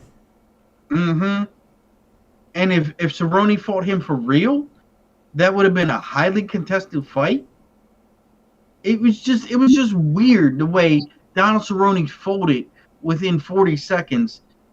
All right, shoulder strikes. Let's cut the bullshit, okay? Seriously, because you're sitting there telling me that somebody like Nico Price should have ran through Cerrone. No. That's not what I'm saying. We got fucking Conor, who is a much better fighter than Nico Price. I am not debating that with you. What I'm saying is that if Mike Tyson, right, hits you once and you go out, that's kind of expected, right? Right? Yeah. Okay. Now, Mike Tyson's being a good person, and he hits you with 2 jabs and you go out. As a fighter, you're like, it's not 2 jabs. I'm rewatching it. I had to rewatch the fight right now. The 2 shoulder strikes, and then Donald shakes him off. And then Conor lands a fucking head kick. And then Donald rushes him, knees him, and then hits him with 3, 4, 5 lefts. And then he hits him on the ground for like fucking 15 strikes. It is a whole different fight than I remember just 2 shoulder strikes. I should have. It was a head kick. And the thing is there's like Conor. If he sees the finish, he'll take it. Nico wasn't. Okay. Well, I don't think Nico's nearly as good as a caliber fighter as Conor. No, he's not. I'm not saying that. But 8 straight unanswered strikes, right hands, hard ones, and Donald just shakes it off like it ain't nothing. Well, and then he takes the same shit from Conor, yeah. and then magically he goes to sleep. Get the fuck out of here. It wasn't magic. Wasn't Cowboy brutally knocked out before that? Yeah, I mean, Tony Ferguson whipped his ass. Could have been fucked up in practice, dude. No, True. But I feel like Cowboy had fucking jet ski or some stupid shit like that. But I feel like Cowboy Cerrone had like a few brutal knockouts in a row and took fights right on top of each other too. Yeah, it was Justin Gaethje, then it was Tony Ferguson, and then it was Conor. Justin Gaethje knocked him out. Too, I think. I don't know what was before Gaethje, but I know it was Gaethje, Ferguson, then Conor. Yeah, those are brutal fucking. They are brutal. I'm not saying that, but it just to see him take right hand after elbow on the chin, clean, and shake it off like it's nothing. And then to get the same treatment from Conor and he goes to sleep. It just looks fucking fishy to me. Just does. I was surprised, but Different that's how I fighters. remember Cowboy More used to power and fight more him accurate. before the knockout. I remember Yeah. him used to be that guy who was game for a brawl. Like, I used to love watching Cowboy fight. And you also knew the longer a fight went, the more dangerous Cowboy was going to become. Are you trying to claim that Connor paced his opponents? Do you think that Connor paid Jose Aldo to take that fucking quick dive? No, I but this think was that a comeback Conor thing for had Conor. fucking No, but I think that Conor could have paid Donald I don't because think so. it had so much riding on it. If I was Conor, I wouldn't put it past him. I mean, I this think was Conor his just fucked comeback him up. fight. Conor And Dana fucked had him so up. much promotion behind I don't think I'm not subscribing to Ricky's thing, but it makes sense to have a comeback fight be a payoff. I can kind of get down with it, but if you rewatch it, it is a like, oh, it isn't the Stephen A. Smith like, and then Conor McGregor just 2 shoulders and then you knocked him out. Like, I remember it's like the regurgitation of all the things. I never rewatched it until that moment. I didn't even know it was going to be on YouTube, but it was in the like where it zoomed in and you can only Yeah. see. But I was actually like, holy shit. I only remember it being like 2 shoulder strikes and I felt like Donald's nose was fucked up or something. Like I blended 2 fights together. Like the Mike Perry fight and that fight, I blended together. Was it Mike Perry? Was it very different? No, I don't know. Till. No, wait. I don't No, remember. I don't think he ever fought Till. Till Merc Tony Cowboy. Ferguson is when he Tony fight fight nose Till. really bad. Darren Till Merc Cowboy. That's how Darren Till got his name, dude. Yep. Was it? Oh, No, geez. but I said Tony Ferguson is the one that really fucked up his nose, though. That's Oh, what it yeah, was. yeah. It was that Tony fight. I when he- blended the damage from the Tony fight with the 2 strikes of Connor's shoulder in my brain. like swelled up eye. So now we get to the main event. So we just went over Nico Price, Donald Cerrone gets a draw. It was the battle of the eye pokes, kind of. Now we get into this main event where Hold on. Was that fight? Did that fight go the distance and become a draw, or did it get stopped from an eye poke? No, it went Distance. to this. And It Cowboy went got Nico with an eye poke in the 3rd round, really gnarly. No, both eyes at the same time. In Yep. one eye poke, Donald got him with both eyes at the same time. And Nico was like, oh shit, you got me in both my eyes. And so he was about to get a 10-minute break, 5-minute for each eye separately. Yep. And Nico was like, I'm good, let's go. You good? Are you good? I'm good, Yeah. let's go. And Donald was like, I'm good. And I do have to say this. This was the coolest thing I've ever seen in a draw. Nico was so happy to get a draw. It was like he won the fight. He was like, "Oh, it's a draw! Great! Yeah! Hell yeah, Cowboy!" And he's like in Cowboy's face, like, "This was great! This was such a great fight!" And Cowboy's like, "Shut the fuck up! I just fucking hate this draw. How can you be fucking happy?" It was funny. That's was- because the guy's ass whooped and Nico got a point taken away, right? Yeah. Yeah. And I think for whatever adrenaline junkies they both are, there was a moment in the 3rd where they both looked like they were enjoying it. Like the whole experience of it. It was a fun fight to watch, and I even liked how hard of a hug Nico Price gave Cowboy at the end. He was so excited to be in there with Donald Cerrone. It was sickening. It was like, I'm fighting my idol. Yeah. He was so fucking excited. But we didn't get that with the next fight with Tyron Woodley and Colby Covington. I'll beat your ass. No, he did not. He put out a new song, and it is, I sent it to you on, or I tweeted. Yeah, I retweet. That's actually not new. Oh, it's not? Oh, Is that the remix for Old Town Road? Oh, maybe, yeah. That's not new. Yeah. You know I all think- Tyron Woodley's I think hits. It was Ricky the sent me first a time I heard while it. back, like, So Yeah. embarrassing. What was the big one he had? Yeah. What was it?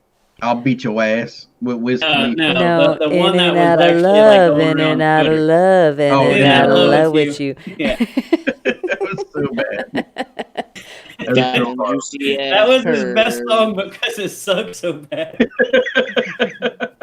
Yeah. But I will say,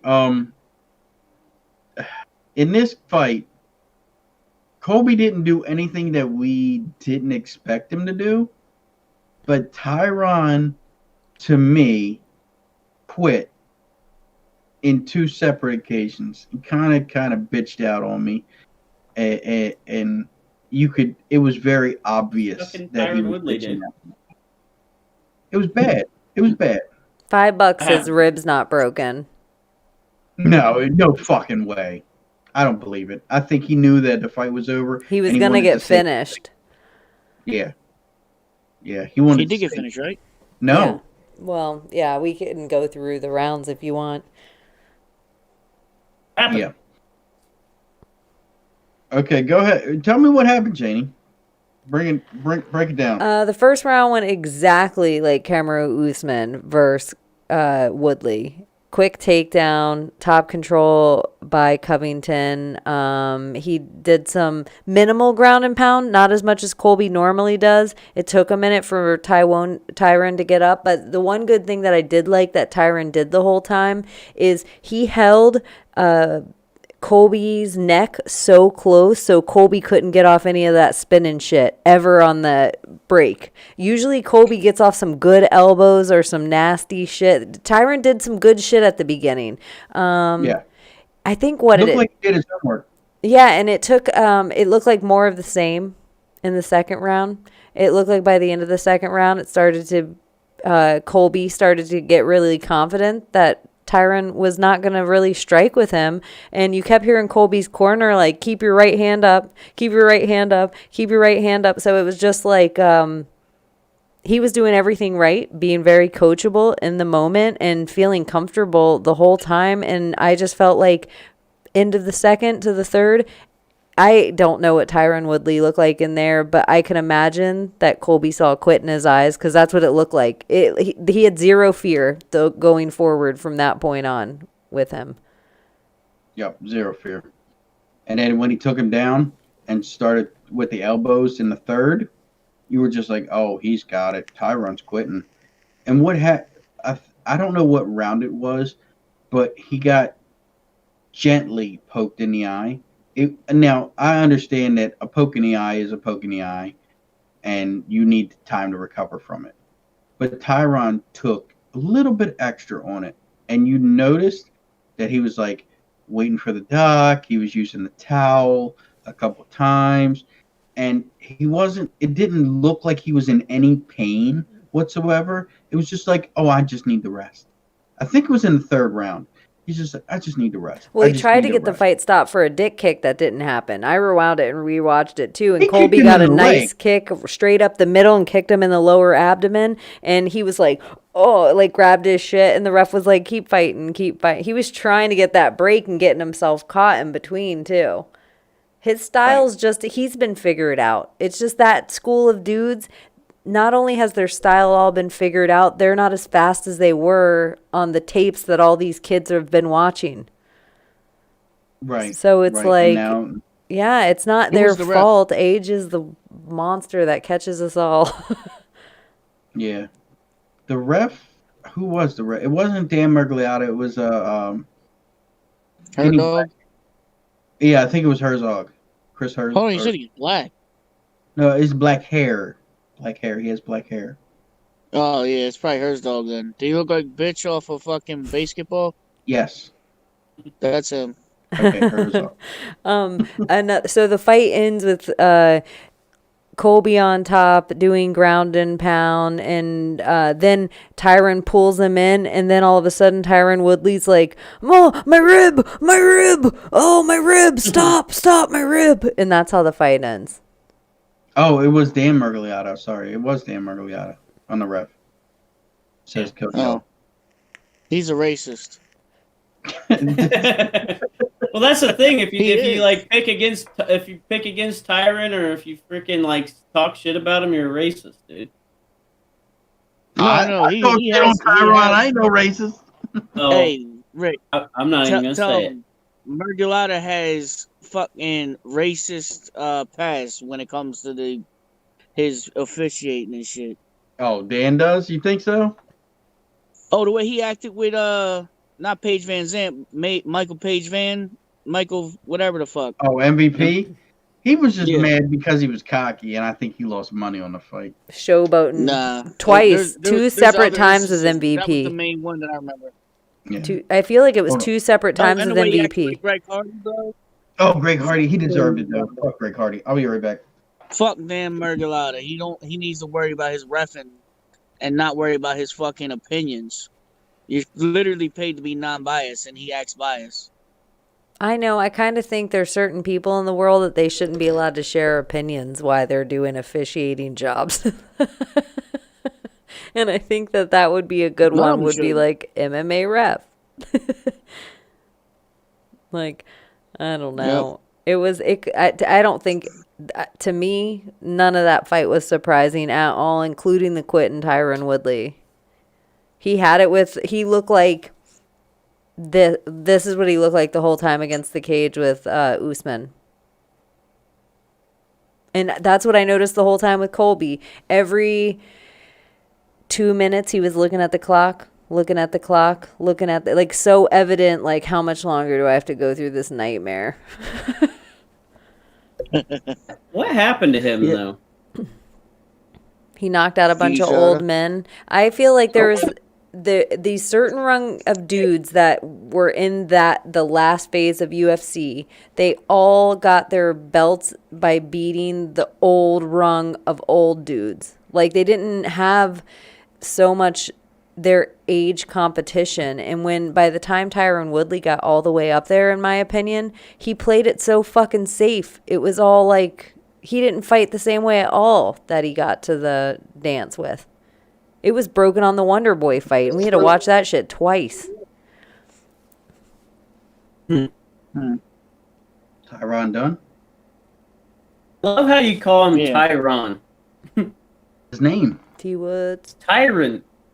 Oh, I thought it was Tyron. He gets all pissy if you don't call him Tyron. He thinks you're a racist if you don't call him the right name. I'm not saying That's just Tyrone. what I'm not he putting an E on it. It's Tyron to me. Tyron. Tyron. Tyron. Yeah, I think that's literally just our accent, bro. Well, Oh, you guys are still probably racist. I want to Say- say something so fucking bad. I got a buddy that everybody calls Jaden, but I call him Jadon. Right. You done? That's not right. Jaden. His name's Jaden. Jaden. No, that's what I'm Fuck. saying. Some people say we're wrong, but it's like, bro, even if I'm thinking of the way y'all Tomato, say it, tomato. I say it differently.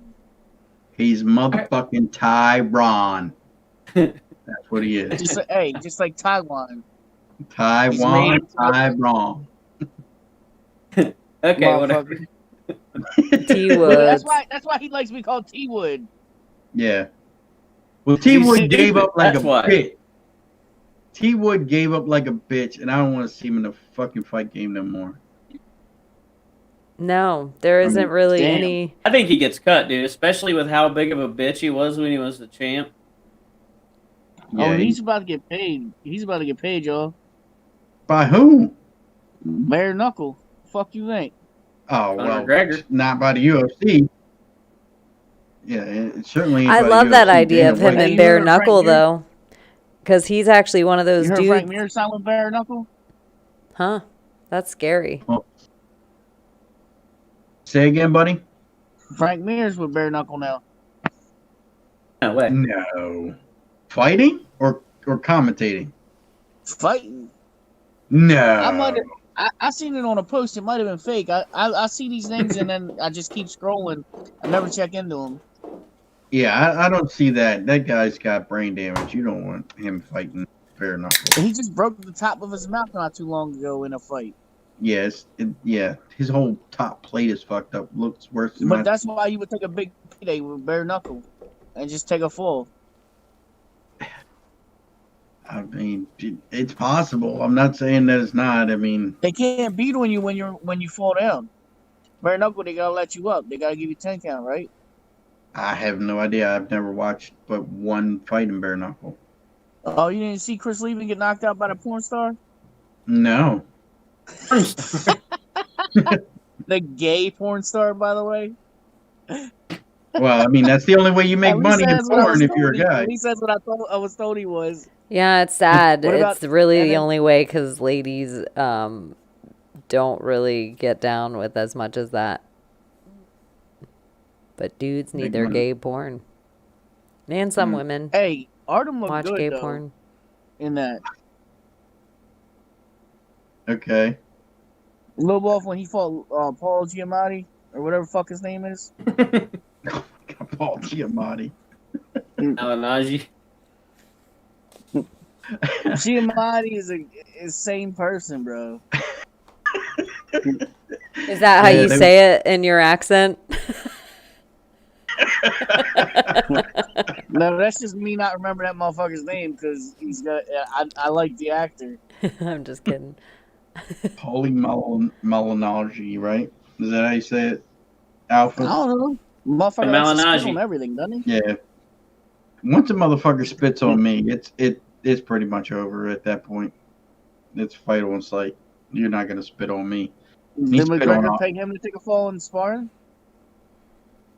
Yeah, he did actually. I mean, he paid him to spar, so you're paying him to take a fall, pretty much. I mean, he paid him. He didn't. He got dropped by Connor. He didn't want to be dropped. You know it. Oh, you talking about Paulie Malignaggi?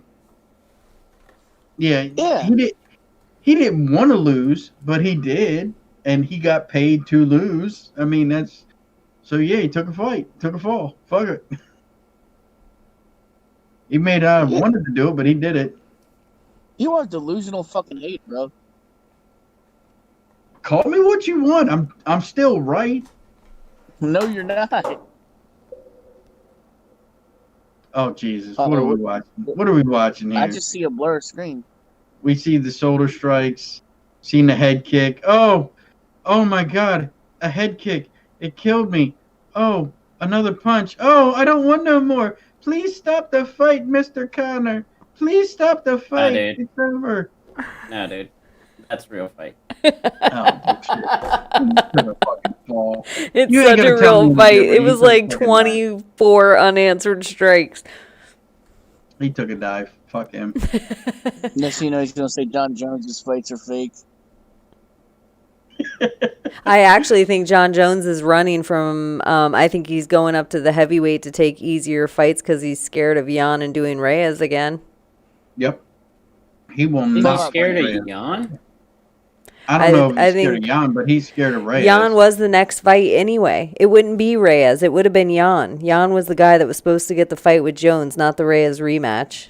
And Right. I don't think he's scared at all. I think that he knows that no one gives a shit about those fights. I think people cared about the Reyes rematch. I agree with you about the Blachowicz fight. It's hard. No, everybody doubts Jan every time, and I always make money off Jan. But Dominic won that fight against John Jones. He did. I agree. rewatched it. I totally think that John Jones won that easily. That's because you're a John Jones nut hugger, dude. Hey, Go ahead, you 4-1. said it. I'm dead serious, and I would argue that he won all 5 rounds. I'm not even playing. The first round, he didn't get no knockdown. He punched him in the chest, and John Jones slipped. Isn't that a That's it. knockdown? That's a knockdown to me. In the chest, bro, it ain't no clean ass knockdown. If I punch you in your chest and you hit on your ass, that's a knockdown, right? It wasn't the punch that made him fall. It just he was off balance. Oh, so if he get hit in the chest and then just for some reason on. fell, Yeah, it's not a knockdown. If I punch Not you in like in the boxing arm, rules. Not in like boxing rules and shit.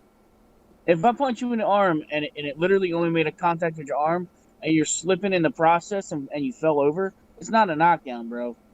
I still say you knocked me down. I think it's a knockdown. I don't think you just Yeah, you're get a fucking- headshot Even if only it for was a knockdown, knockdowns. That bro, doesn't even make he any lost the sense. rest of them- He lost the rest of the Yeah, that's- rounds. Knockdowns for I think he's headshots knocked only? in. Is that Well, what we're about a saying? knockdown for a leg kick? Not a knockdown. No. Either way. Yes, it is. No, We it's can call it a not. knockdown, right? Yes, it is. It's not. 125%. 125% is not, dude. Yes, it If you is. get in the leg and you fall down, it's not a knockdown. Yes, it is. No, it's not, dude. Yes, it is. It's not. I'm telling you. What about Dude, if who's the I fight okay? What about champion? if I kick you in the body and you fall down? Nothing. It's only a knockdown if I not a hit you in the knockdown. chin or head. Yeah, you What? have to lose your. You have to go down from a headshot. What? Hey, Where look. did you get this information from? This is just how it is. It's all No, up it's here, not. dude. No, it's not. All up here. Rick, Yeah. I can Rick, pick fuck every that. fight right, and I know what a knockdown is. You're fucking smoking crack. You're out of your mind. hey, I'm we telling can call it a knockdown. Regardless, he lost the rest of the fucking rounds. Okay, here's John the Jones. rule. If anything other than the Spirit. soles of their feet touches the ground after getting struck, it is considered a knockdown. So Thank Anything you. other than Well, it doesn't say anything about a They head. didn't call it a knockdown that night, though. They didn't call it Yeah. a knockdown, so it don't even matter. So if I'm in That wasn't midair, always a knockdown. dude, if I'm in midair and you just kick my legs out from under me, that's not a knockdown. That is a knockdown because the Not a opponent knockdown. caused the other opponent to fall. That is a He's still already in knockdown. midair. I don't care if I come up and push you. That's a knockdown. That's not. No, the fuck it's not. You It's put not a someone down. knockout, Okay, so now it take- but it's a knockdown. Rick, 2 against not a 2. knockdown. takedown or knockdown. It's not a knockdown, dude. What does the chat You say? You know what's The principle okay, you're buddy, saying, Rick, buddy. To answer your question before you even go into it, a takedown is when you hold a person and take them down with holding them. A knockdown With is when you control. strike them and they go down. Stop. Okay, so is a trip and a takedown are different? A trip, if you let the person go, it's a knockdown. If you Get let out of them your fucking mind. look at the rules, listen to them. I don't make the Fuck you. rules. I don't know. Hey. Depending on how it was Listen done, here. I feel like a trip could lean into a takedown. If you keep a hold of them, it is considered a takedown if you hold on to them. If I just sweep your legs out from under you, it's a fucking knockdown. No, it's No, it's not. not. Dude. That's so Yes, Just fucking like in dumb. boxing. It's just like in boxing. You don't just fucking count a knockdown for every time somebody falls over. Prove it. Because Hey, they didn't rule it a knockdown in the fucking Jones fight. They did not rule it a knockdown. It has So to be that's something that proof would right- trigger a KO in boxing. Okay, here's what a knockdown But we're is. not Here's the boxing. whole rule. The whole rule. A knockdown occurs when a fighter touches the floor of the ring with any part of the body other than the feet following a hit, but is able to rise back up and continue fighting. Go on. sounds like I'm right. That's it. Sounds like I'm right. Term is also used as a fighter is hanging on the ropes, caught between the ropes, or is hanging on the ropes. But there Is are no unable to fall to the floor. Knockdown triggers a count by the referee, normally to 10. If the Okay. fighter fails to count, You're talking about a whole different fight is- sport. It's a whole different sport. It's boxing. We're not talking about boxing. We're talking about MMA. Boxing is one the thing. fuck do you think a Either way. knockdown comes from? MMA, it's a completely different fucking sport. Hey, You think they just made up a knockdown in fucking in MMA? They Just like Yeah. every other goddamn thing in MMA that's just ported over from boxing rules? let me just point out something though. Look at all three of you motherfuckers want to argue what a knockdown is, just to not really talk about the real facts, and that's that John Jones clearly won that fucking decision win. I'm not saying that he didn't. You did. But- You actually did say he didn't win that. No. I'm not saying that You he actually didn't. said that. No, what I rewind the said. tape. Yeah, rewind the tape. Because what I said was that he should have lost that. I didn't say that he didn't win because that was Fuck out Oh my gosh, Bill Clinton. It depends what the meaning of the word is. Exactly. He Exactly. just spoke facts. Exactly. Making up his own fucking facts and shit. Yeah. I That's didn't what say that. throw I out. said this. It's basically the same fucking thing, bro. And I think Okay. you actually said exactly the way I said it. You're bullshit. Rewind it. I'll watch that whole ass fight again. That'll be like the fourth time I watch that fight, and I'll prove you. I'm not saying that I'll John argue Jones all the didn't way. win the fight. I'm just saying that he's scared to fight Reyes again.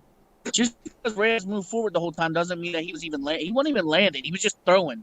Didn't even fucking land the whole time, bro. I'm not saying that. I'm not disputing the fight of Dominic Reyes and John Jones. What I'm saying see is that? that John Jones. No, it really can't. Okay, yeah. The blue is winning most of that round. That's all except Dominic for the fifth Reyes. round. The red is all John Jones. Is the blue. Yeah. So he did Right. land Yeah, but- some strikes, just saying, if you want Hey, to. landing fucking Significant ones? 100 strikes out of 400 thrown. Come on Okay. now. Hey, He I'm wasn't even. He was listening. barely touching them. I'm listening to Big John. He's got 5 stages of a knockdown, and every single one of them have to do with getting hit in the head. That's it has to retarded. do with losing consciousness. That's a knockout. Maybe a knockout, not a knockdown. Yep. That 5 stages of a knockdown. does not make any sense.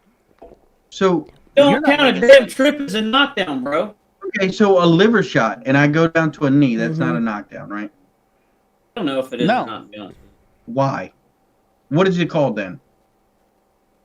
It's called you got hit with a belly shot and significant you strike. dropped. Oh, so went it's down. called a drop, not a knockdown. Look, if You went hit down, that- you didn't get knocked down. seriously. Yeah, okay. Yeah. Listen. Okay, hold on. You're out of your Let goddamn me mind. justify what I'm saying. Give me a chance Okay. to justify what I'm saying. I'm listening. Depending on how quick that drop is, even if you get hit in the head and you have a delay and all of a sudden you fall over, that's not a knockdown. Hey. There's nobody straight falling from a fucking shot. They always delay on a like a liver shot type shit. How many times you see somebody really get dropped like that? Like straight, they're out. Never.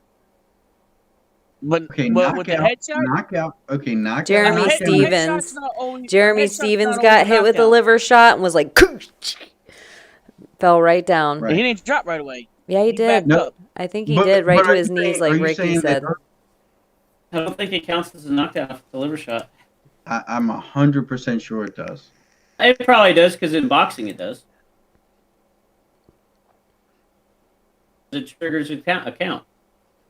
But you don't lose I just want to consciousness. say the trips do not fucking count as a goddamn knockdown. I agree Trip with is it. not I'm not getting 100. in with the trip argument. 120. I'm not getting down with that. I don't know if I'd count it as a 10-8 if you tripped somebody in the octagon. If you trip a person and let go of them, No, it doesn't anything count as a knocked out, knockdown. you have knocked them down. If you No, hold it's on to them, not. it is a take down. You called a took trip. them down.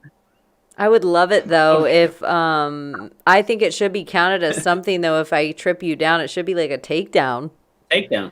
Yeah. If you hold on to me, it's a fucking takedown. If you let me go, you knock me down. It's a trip, bro. It doesn't make any fucking. This It's is just a logic trip, bro. here. It's logic. It's a Are you out of your fucking mind? I know, but a knockdown Somebody is a was significant great strike with that me, drops didn't you? you. Significant strike Tell me that I'm not drops the you only that actually person goes in the into world. judging criteria. A trip is not a significant strike that affects the fight in like a strike kind of way. It's a trip. Nobody said anything about significance of strike. You are defining a knockdown. Okay, if I Yeah. trip you, let you go. I did not strike you. I tripped you, but it's still considered Hey. a knockdown. Maybe I to you, let but you not go. to the Somebody judges, fall bro. Somebody Oh my falling God. due to a leg kick. Jesus, Somebody motherfucker, falling oh, due- you out of your goddamn mind. Ricky, somebody Hey. falling due to a leg kick. It's not a knockdown. It is a knockdown. They I would fell say that down was a due to the knockdown. leg kick. Leg kick doesn't cause a knockdown. They fell down because of the leg kick, but it's not a knockdown. Oh my God. I want to get an MMA judge on here. I do. Why? They're all fucking trash too. And they'll be like, well, it depends on what state you're in. Technically, it depends what year you're in, because we use the unified 2016 rules. Based upon the rule that you just read, Chaney, that is a knockdown. When I was going through my fights tonight, my scoring on verdict, when I was looking at what other people, I was actually surprised at some of the judging, but a lot of people have like 10-7 rounds and 10, where people are like, they were mauled and knocked down. Yeah, the verdict, if you guys haven't tried it, it's a smooth running app, and it's the perfect way to do your main card, and you can kind of put in your Fight Pick championships too, and you have a way to like look at it, but it also scores against all your friends on Twitter. So if they play along too. Yeah, I used to use it, but it's funny you said it was smooth, because I literally stopped using it because it kept fucking bugging. Oh, it's so nice. Maybe they've done work since. You didn't have problems with it for like a couple of events. I remember like it went down for everybody, and then like the couple of events after that, it kept going down. So then I gave up on it. So it went down. It wasn't a knockdown, right?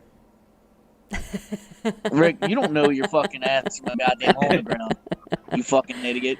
I honestly believe that you have a low IQ. You motherfucker can't even. Oh yeah.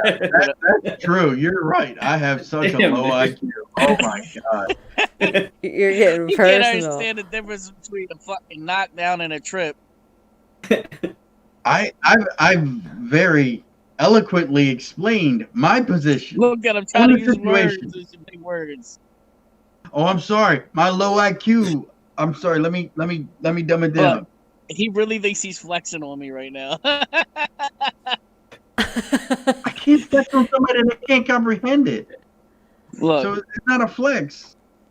I just put trip in a same way as if we were wrestling. I would use a trip to take you down. Even if I didn't keep my hands on you until you got all the way to the mat, I might like use it as part of the way I would take you down. I could push you with a trip and then get on top of you afterward and not be in control. I would use that and count it as a takedown more than a knockdown.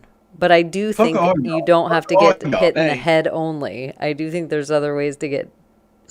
Like I think you can get nailed. It might count body shot. It might count a body shot, but it doesn't count a shot to your arms that knocks you off balance. Hey, let me test Ricky one more time. This is to see if he can redeem himself. All right, look. Somebody Bill Goldberg somebody totally tackles him, but doesn't exactly fully wrap their arm around and do a full on takedown, but they tackle him. It was like a shoulder strike to the fucking midsection, right? Okay.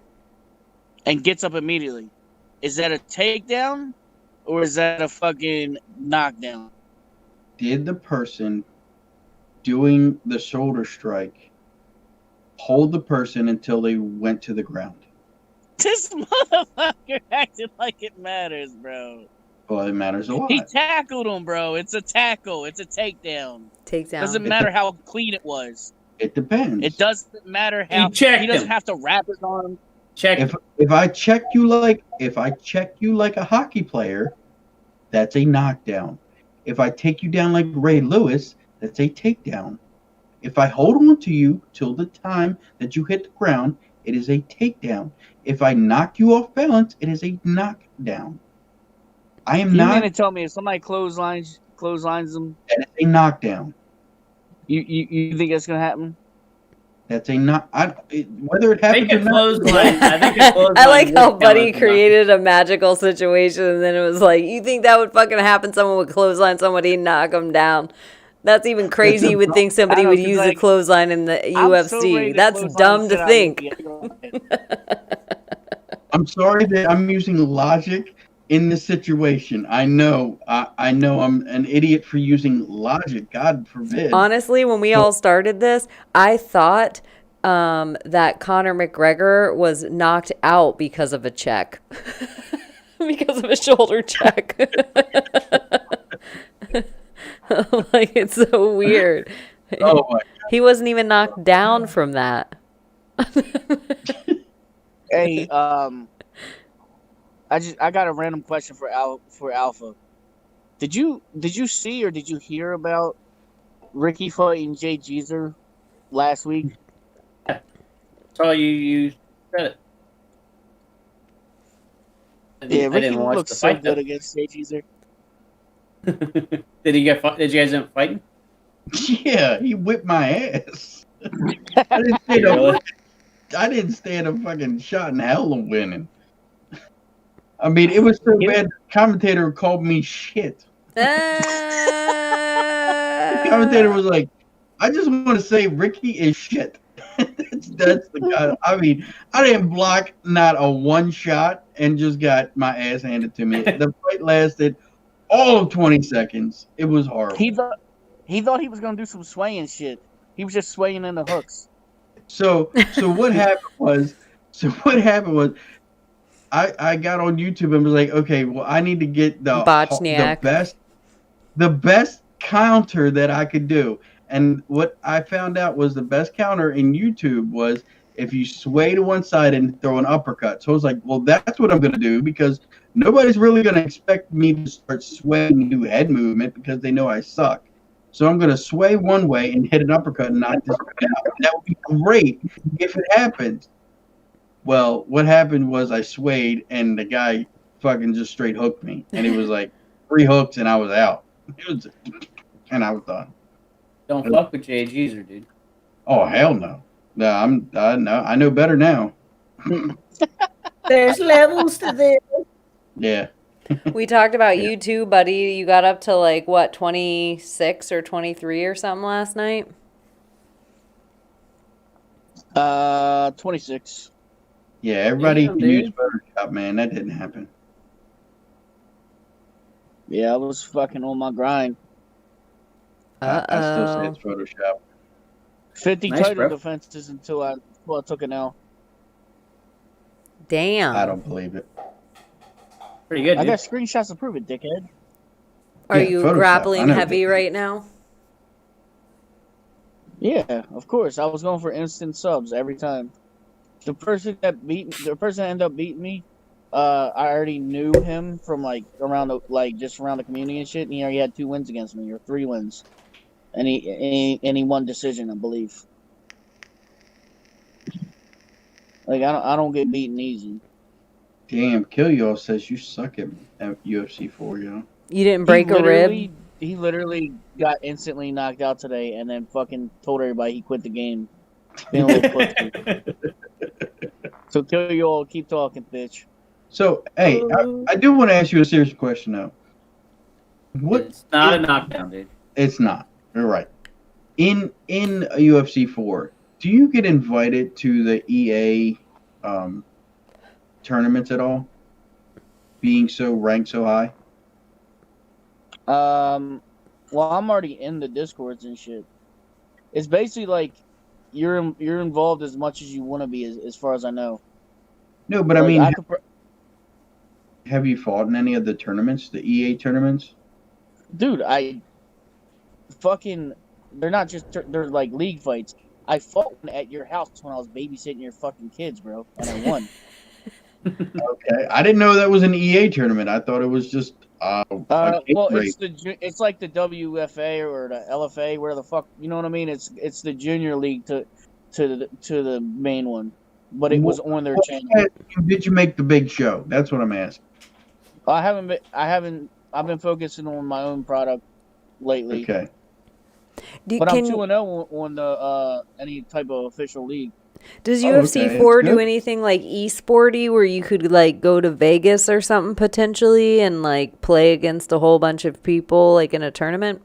There's rumors that that's gonna happen once COVID chills the fuck out. I hope you get the phone call and go to Vegas and Cool. wreck shop. Because you put a lot of hours into this game and you're damn good. There literally will be fights, but not involving me. But I know that there will be physical fights if they meet people in real life. What? The Really? competitors would fight each other. Bro, the community is fucking super toxic. They hate each other. They get pissed. I bet you they're all How a many bunch people of stalk you dorks, every too. fucking day? People get rid of their Right. whole entire systems because they lose a game. That's what I heard. I heard people like get off online and change their Twitter, change their Instagram, change everything. That's what Like, I was they're going to all- do after the Fight Pick Championships this week. I'd like to see the leaderboard on that. Yeah, I'm in second. You gotta go on the website, but I'll screenshot it real quick. I don't even know how to get to there. Where's your computer, buddy? Why are you on the phone? I ain't got out of bed, motherfucker. Look, You I called woke in up from bed. and I told Ricky.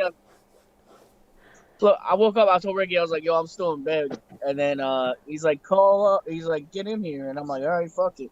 Yeah. Are you in second place, Rick? Yeah. I'm coming for you.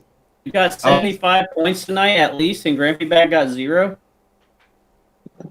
See, this is Grampy Bag's plan. Now, Grampy Bag, I don't know how the hell this works. Grampy Bag does first place the first 3 weeks, and now all of a sudden he's dropping to 0. What happened? I called him out for cheating, and now he's dropping to 0. How do you cheat? Where's the coincidence. cheat? That it's not his picks. How can you? I'm saying that he wasn't the one doing the picks. I thought That's what I I'm was saying. the conspiracy And he can- chicken. Ricky is the conspiracy. And you know what? I think Ricky I'm just waiting wants for to him win to so say, bad. I'm waiting for him to say, I think Alpha paid Grampy back off. Yeah, I don't even get what the fuck he's saying, bro. Oh my god. Hey, what do you mean? I think Gravy Bag just got busy and forgot. He got fucking lucky. Yeah, I think he got lucky too. That motherfucker was in the Fight Pick Championship literally 5 weeks ago and couldn't get a fight right. Right. And now 3 weeks in a row, he's like top tier shit, getting almost every fight right, and now back to 0. Like it doesn't make sense. It just doesn't. It's weird. I mean, in all fairness, I don't really think he's cheating, but it is a little weird that he goes from number 1 to 0. You know, it's like, how the hell did that happen? There should be some type of. He was doing good descent. on the weird Sometimes you short get unlucky. pick fights that were happening on short notice, and the whole fight card was swapping around. He was slaying with the lack of prep on the cards. Random He ass. was. He saying flipping a coin. No, or don't there get it. must have been a Why method to did- his why did, madness. Because you why did can't do Bad that Dog say many Alpha's lucky. cheating? Holy fuck, Back dude! low- You got a back low 100 and Alpha. that's Grampy. Ricky, you're in third. Mm-hmm. In third. Overall, I'm in third. Overall. But this week I was in second with 75 points. I mean, you're up top with 95 or whatever. Way overtook him. Did you catch up to Grampy Right, back? I'm- Yeah, I'm 40 points ahead of him. Oh, nice. Mm. Yep, total payoff. Alpha cheating. Total Jeez. payoff. That's that Conor McGregor money. That's what happens when you're the champ. You can afford to pay people off. Yep, a couple shoulder strikes, it's over. MMA Marks did good this week, though. Killed Yeah, it. right. It's because they had that real talented lineup on the show this week. I didn't bring anything. That's what else I think is funny too, is sometimes when too many people say the same thing, I have to be a contrarian. So everybody's like, of course Mackenzie Dern. And I'm like, Like, no, random marker, 100% she's gonna whip her ass. It's like, Hey, you already know when I was making picks, I was dead tired. Big boss man. This guy. Mr. President coming in. He doesn't even know a damn thing about UFC. You motherfuckers. What's up, man? Cheers. Thunder butt slaps. That's Thunder Butt Cheeks over here. What's up, you sons of bitches? What's up? How you doing, we're man? doing a podcast right now. Oh shit. I'm out. Thunder butt slaps, fucking ruining everything. Oh, fuck me. You're not ruining anything. Got 2 different colored socks on. Look at him. Oh, goddamn. Why is that the first thing you even noticed? Goddamn. Yo, What it's do good you to see you expect? guys. Yeah. Yo, it's my best friend here. What's Son up? of a What's up? bitch. Thunder Butt Cheeks. I like the crown. Kiss him King on of the Mark. mouth. Yo, Alpha, how'd the whole Jeff on stream go tonight, man? That was funny as shit. It's all right. I wish I could have been there the whole time, dude. You had Jeff What? on stream? Yeah, Jeff on stream today. But I had Thunder Butt Cheeks over, so I couldn't stick around the whole time. I needed to talk to Jeff too, man. I should have got on stream. I need some new logos and shit. I gotta talk to Jeff. He's the IT guy, I heard. He is. Yeah, that's what I heard too. I heard he's a pretty good IT guy. He's alright. I heard you went to ITT Tech. Alpha Snowden. Alpha student. Nick, look at that Dilly Hard shirt. I almost wore mine today too. Got my dilly hard. My dilly's hard right now. My dilly stopped.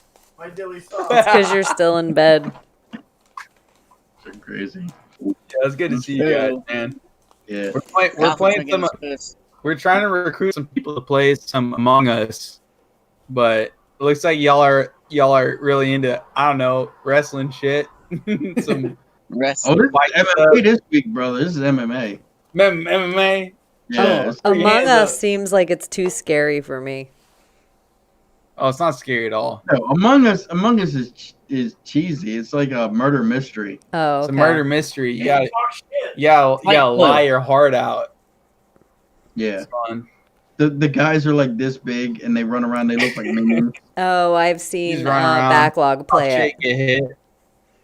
Yeah. I know Yeah, what it Backlog is. plays it a lot. Yeah, I know what it is now. We're I thought it we're was getting that smashed playing scary it. zombie game. I figured I saw you all chatting in here. In the worst come to worst, I just say hi. You know, good to see you guys, kind of shit. So Yeah. it Are is you what it drinking is. beer or are you drinking Patron? I thought you were a tequila guy. Yeah, I'm a tequila guy. Beer. We got beer. There's the Ram up here. It's got Holy shit. growlers for $7. Good lord, dude. So we went up and hooked ourselves up, and we've been drinking some growlers all night. So Hell yeah. smashed. It's good. It's How good do you time. play that game? Ew. What's that? How do you play Among Us? You just kind of run around and kill people. No, or you I mean, don't how kill is people. it a game you have to download? Is it Oh yeah, it's a game. It's a game for $5 on Steam. oh, okay. Like on every platform, though, I think. Yeah. It's on Steam. You can get it for free on your phone, and you just it's like a murder mystery essentially. Yeah.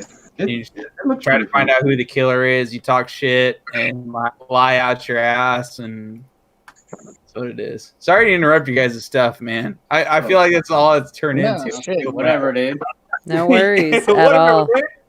Hey, we were Crown wearing son of a bitch. It's no big deal at all. Belt wearing son of a bitch. Yeah, he's got my fucking belt on. I can't wait to get it back. It's happening. By the end of this year, it'll be around my fucking waist. I'm sitting here. I'm the king of marks, and he's trying to debate with me MMA rules. He even knows a thing. God. Yeah. Mm. Respect. Fuck, I love you guys. All right, brother. All right, Ricky's like, get the fuck out of here. Look, it's all good. I'm drunk. It's all right. I've done that. No, that's cool. A couple vodkas and fucking rum and coke. I'm good. Yo, either way, this is Thunder Butt Cheeks. Love you guys. Bye. Have fun. Yeah. Good to see you guys. Have a good night. Too. Miss y'all. Good to see y'all. Hey. Among some Us. Cheers. That was fun. Oh my god. Guys are crazy. Huh. I think it's probably about time for me to call it too. Yeah, it's Yeah, probably the end. Yeah, I'm out of here. Yeah, fuck all y'all. Yeah, buddy's falling asleep anyway. It's a knockdown, bitches. See y'all later. I'm about to go get knocked down in Later, my bed. That's right. perfect. I actually stopped recording it on It's a Knockdown, bitches.